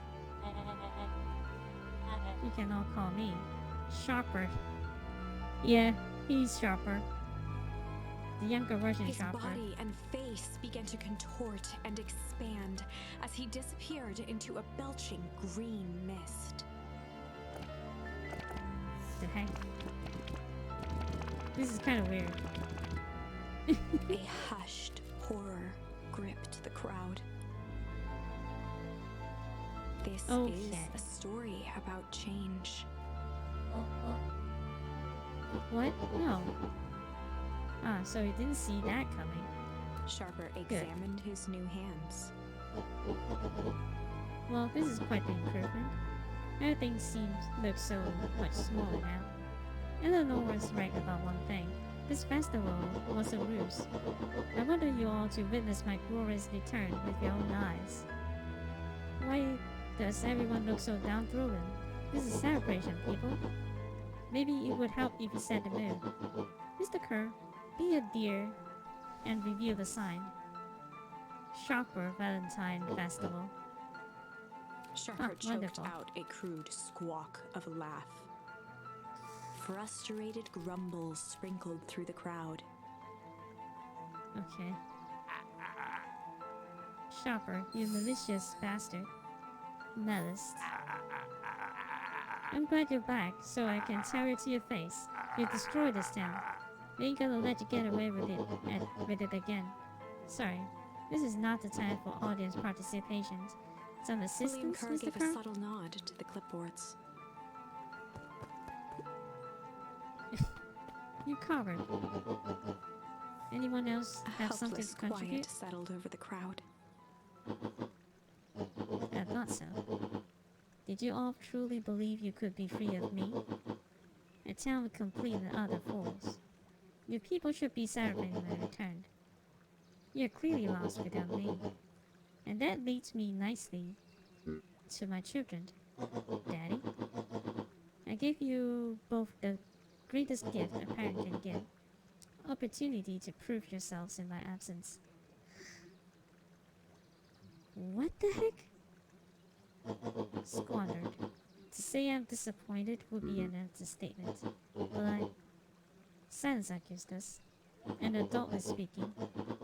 I don't know which is worse. A son who is completely hopeless, or a daughter with such potential who inevitably lets me down. Harris, you filled me with admirable consistency. Thankfully, I was counting on it this time. Father, I have been wasting my time, dear. I've been wasting time, my dear. What have you accomplished? I was focused on cremating our legacy. Legacy? Who needs a legacy when you can just live forever? But what about... It's alright, kiddo. I'm afraid you suffer from complete lack of imagination. There's just no having it. Now then, where's Joseph? Harris is hurting, yeah.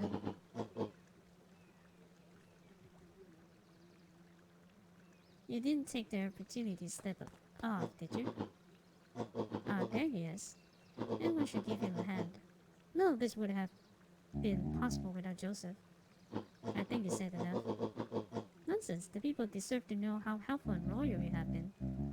I only did what I did because he left me no choice. You always have a choice, Joseph. You're simply too weak to take it. No matter, cheer up. You're about to be rich beyond your wildest dreams. You should follow Mr. Kerr's example. When I found him, he was in a sorrier state than any of you. An aging actor. Oh, he's an actor? Okay. Desperate to recapture his youth. He played his part and soon he'll be able to play the leading man again. Forever, in fact, if he remains loyal. That goes for all of you. Well, those who haven't already frittered away my goodwill. Beacon Pines is mine again, and I'm willing to share its spoil in exchange for absolute loyalty. Saying Kerr was never in charge of the harvest? Well, it's obvious. You think that puff-up ladder skit could have accomplished all this? Don, I suppose it's time for your big Sharper exclusive. addressed the crowd with indignant pride. He'd planned this moment for so long that now, at the deed's fruition, it almost felt frivolous. You see, I needed a figurehead to hold things down while I orchestrate my returns. Something to misdirect, lie, and bilk this town for a spell. So I invented William Kerr. Take a bow. Mr. Kerr You've earned it. flourished a preposterously elaborate bow.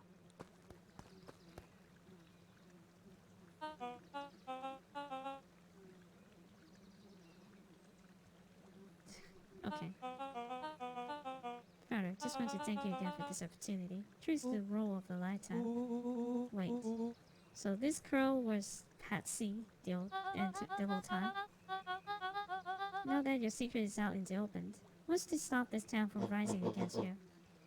Oh, that's the delicious part. Fear. Thanks to our clipboards, I know what each of every person in this town fears most. And I will make this fear manifest for anyone who steps out of line. The choice is simple. I'm not afraid of you. Huh, the young hero. Keep a keen eye on you, boy. You and your friends made a habit of disrupting my plans.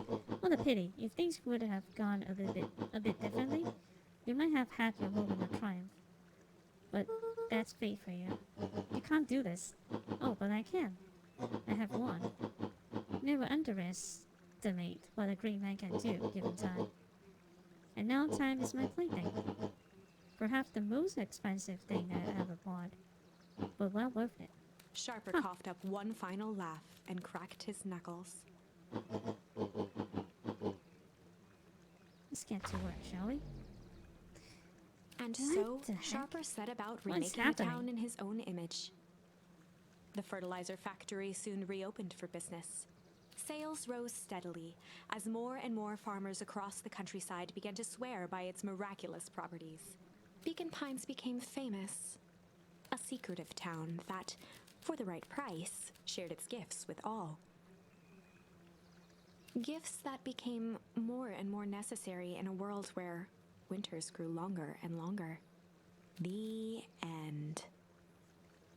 Okay. This is wrong, but you can feel it, right? We can't let Sharper win. He might just be the key to this whole thing. Let's see. The new card that I've gotten.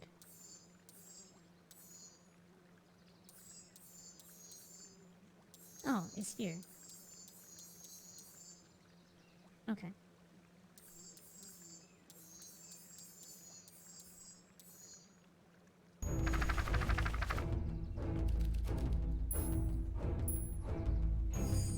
There was a malice lurking behind those eyes.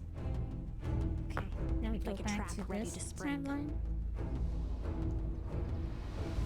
Luca felt the weight of Nuncreed's hand on his shoulder. Something wasn't right. He didn't know why, but something was telling Luca to get out of there.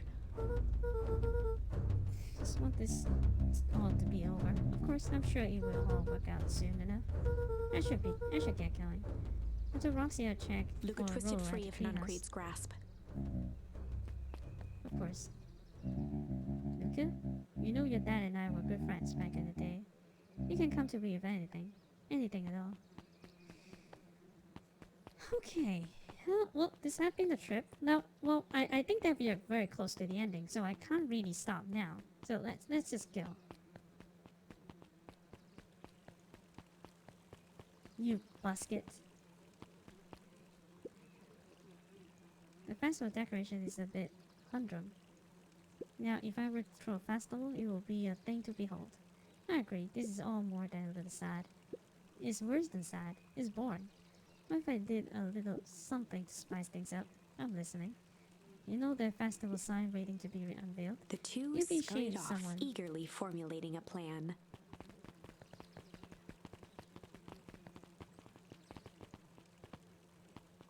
Okay. You looked down at murder and that girth voiced. Always told me my problem will look smaller once I grow up. But my problems always seems to grow right along with me. Heavens, I sense big trouble ahead.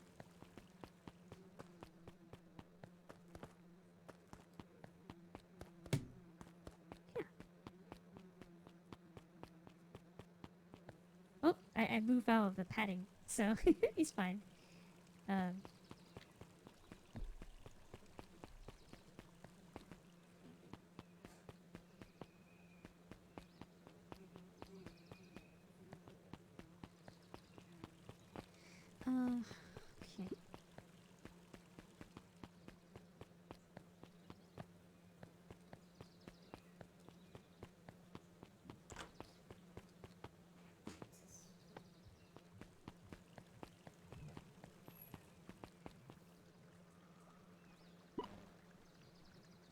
Identify yourself, please.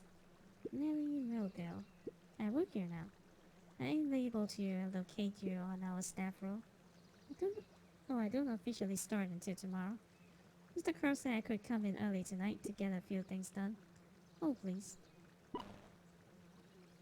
Clearance authorized. Thank you. Our harvest awaits.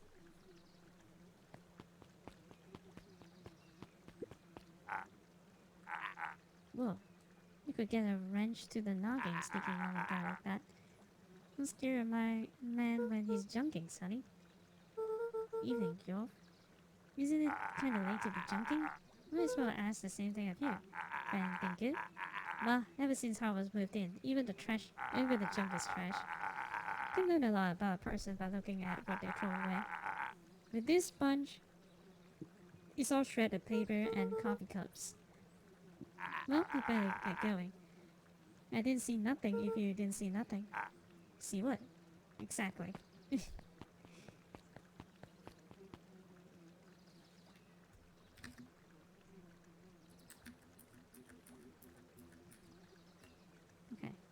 I moved away because there's some faces I blocked. So yeah, I'll move back to the thing now.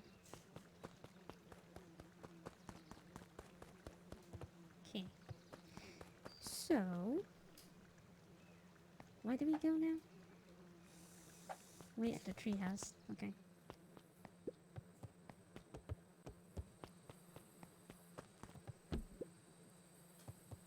Rolo? He aired a long holler into the woods. Rolo! Sight. Where there we Luca are. I felt hope his you're okay. eyes getting heavy and plopped into the beanbag. He conceded to its lumpy embrace.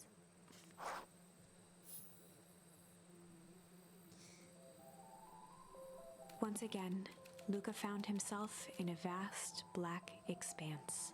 This time, he knew exactly where to go. He took a single confident step forward. The world flickered and pulsed. He found himself standing in front of the frigid air of a blazing campfire. The sort, he plopped down cross-legged and gazed into the cold flame, waiting. Soon enough, the fire began to die out, popping sporadically, until all that was left was a single ember. Luca stood up and dusted himself off. He plucked the glowing ember from the cold ash, examined it, and slid it into his pocket. A keepsake. The voice of his father spoke behind him. "You made me proud, Buckaroo." Luca turned to face him. "Dad, what is this place?" A warm grin grew across his father's face. "A place where everything that has been and everything that could be all wait together." Luca found himself staring at his father's face, trying as hard as he could to memorize every single detail. "Wait? For what?" Another voice spoke out as Luca's doppelganger stepped forward. "That's up to you." Without knowing why, Luca began to weep. Is any of this real? Are you real?" Luca's father bent down to smudge away a tear.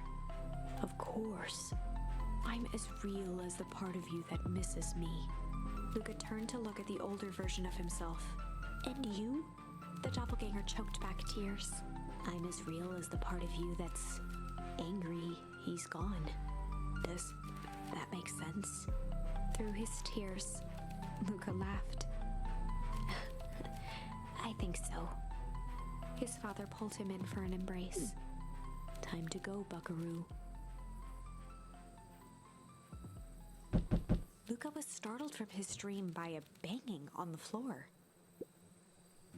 A commanding voice rumbled from below.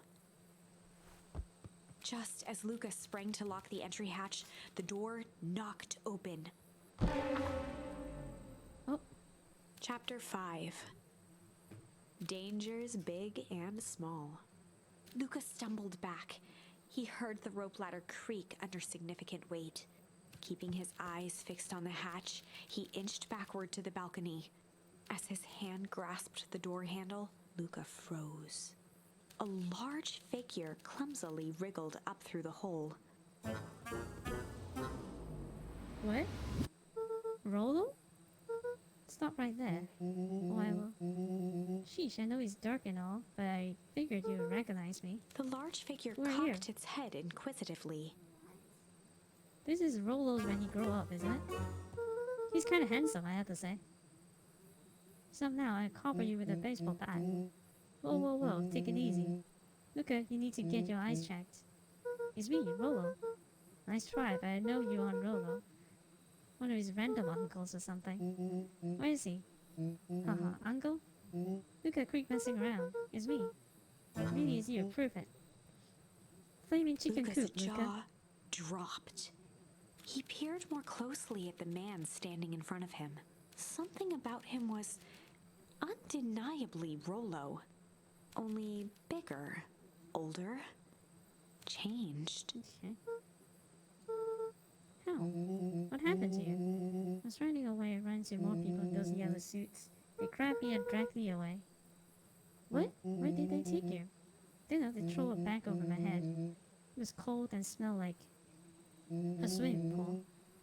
Think it was like underground lab or something. They made my hands all big. Look. Rollo proudly presented his hands to Luca. Pretty sweet, right? I mean, it wouldn't be my first pick for superpower, but beggars can't be choosers. Well, it wasn't just your hands. My feet too. Dang, practice made me new shoes. Wait, Luca Luca, why moved are to you the so side small? and pointed Rollo to his reflection in the balcony window.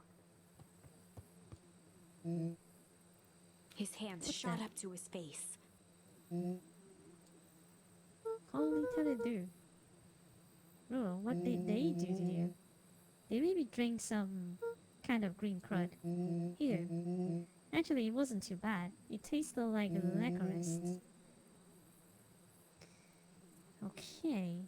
Passed out and woke up like this. And then I sort of smashed my cage and escaped. Will we smash open a cage? Kinda. At least I think I did. It's all a bit of a blur. They had you in a cage? Who are these people? I don't know who did this to you, but we gonna fix it. Fix it? This is awesome. Well, I'm just glad you're safe now. Luca, you don't need to worry about me. Sure, I got snatched, but look at it this way. I got snatched, I know where snatched people go. We may finally have a lead on what happened to your family. Maybe you're right, but this all seems dangerous. Danger, huh? Rollo shadowboxed a few jabs. I'll take them all. Fellas, what's up? Oh, did she try to dye her own hair? I With a guess. yelp, Rollo dove behind Luca. Ah, take cover. Did I come at a bad time? Who the heck are you? This is Bex. Sorry, something truly bizarre just happened. I need help. Don't know where else to go. Just hanging out here with a friend? Large adult friend? I know, this is my buddy Rollo. This your missing friend? One and the same. Seems a little old. I'll have you know this is a recent development. What the heck does that mean? Oh, I'm sorry. You're the one who just show up out of nowhere. So we will be asking the questions here. That's fair. How did you find us? Your silly little treehouse? You think how silly little mission control? I hate to break it to you, but your secret path isn't so secret. And I could hear your racket from a mile away. See, Luca, this is why we need to improve security around here. Not now, Roro. Back you said something bizarre happened? She shot Yeah, a but- nervous glance at Rollo. Anything you can say around me, you can say around Rolo. This has been a weird day all around, hasn't it? Beck's eyes narrowed. Okay, so you saw started when I make it back home. First order of business was to try to salvage my head. So I dyed with some stuff from the chemistry set my mom gave me. Okay, just need to play it cool. I hope no one noticed. Notice what? Oh, nothing. I was just... Come over here and let me have a look. Oh, honey, what in the world did you do to your hair? It just kind of felt like a change. It's going to take forever to grow out. You're the one who said that change was a good thing, right? I was talking about your mother's new job. I was talking about us moving. Well, I guess I just took your Ilona lessons tried to to heart. put on a smile. Before I forget, I came up here to tell you that Nellie had to go into work today. Her and Mr. Kerr decided it would be good for her to get something done before tomorrow. That Kerr guy seems like a great A creep. In fact, he is. Him and his weird cult of personality. You're not going to ruin this job for Nellie. It means too much to her. Oh, I know exactly how much it means to her. It means enough to her to exile her daughter to this Pudunk town. This place sucks. The people are weird. You just don't know them yet. It's always cold. We're in the mountains. You'll get used to it. I can't even pick up a single distant station on the radio. It's all banjo music and farm reports. You know, I grew up in a town not that different from this one. Is that why you're better at talking to plants than people? Okay, here's what we are going to do. First of all, you're grounded. What? In the morning, I'll have Nelly come and see what we can do about fixing your hat. You need to look presentable at the for the festival, but She not sighed, another peep. and after a moment, looked down at Beck sympathetically. I know moving is hard, honey, but that doesn't mean that you have to make yourself miserable all the time. Other people seems to have the cover for me. If you decided to rabble by dyeing She your hair flashed a more, sly grin and tousled Beck's hair. how shady though for you. Think of how rebellious you will look then. Very funny. Thank you. Good night, sweetie. Good night, Mom. Wait. First of all, this town does not suck. Second, you need help because you got grounded? No. Sorry I got into trouble. It's my fault that your hair got screwed up in the first place. Don't worry about it. I actually kinda like this look. Great. Can we get back to the story now? The next part is the important bit. I have this radio upgraded with my mom, and I was too angry to sleep, so I tried to download something worth listening to. We are going to discover the... Mr. Kerr, are you there? Mr. Kerr? Yes, I'm busy. Listen. Apologies, I have the founder on the line. Passion through immediately. One moment. Hello, sir. It's so nice to hear from you. Skip the pleasantries. What's a report on our new lead researcher of the deep engineering? Nellie seems to be integrating nicely. At this very moment, she's working to help us meet our deadline. She offered to work overtime before I even had a chance to suggest it. Excellent. And you have faith that she's capable of finishing the work left by her predecessor? Her work must be complete before the festival. I'll make sure she stays day and night until it's accomplished. Good. You know how I feel about loose ends. Yes, sir. Once she has finished the work, we need to make a determination regarding her long-term prospect in the... They're going to get rid of her right immediately after? Immediately, sir? I usually have more time to fully bring people into the fold. We're in the endgame, Bill. Are you... After you feel it with Dr. Prescott, you can't afford to take any risk. Of course, sir. No loose ends, sir. Once she finishes the work, she will either leave the company completely committed to Harvest, or she won't leave at all. Perfect. So if I might suggest, maybe you should delay just for a bit. Oh? We seem to be rushing to hit this festival deadline. And rushing into things that caused some issues in the past. I see. Please understand that I just want what's best for you. I'm eternally grateful for all of that you've done for me. Bill, I'll make this very clear for you. I brought you in to make things run smoothly, not to have opinions.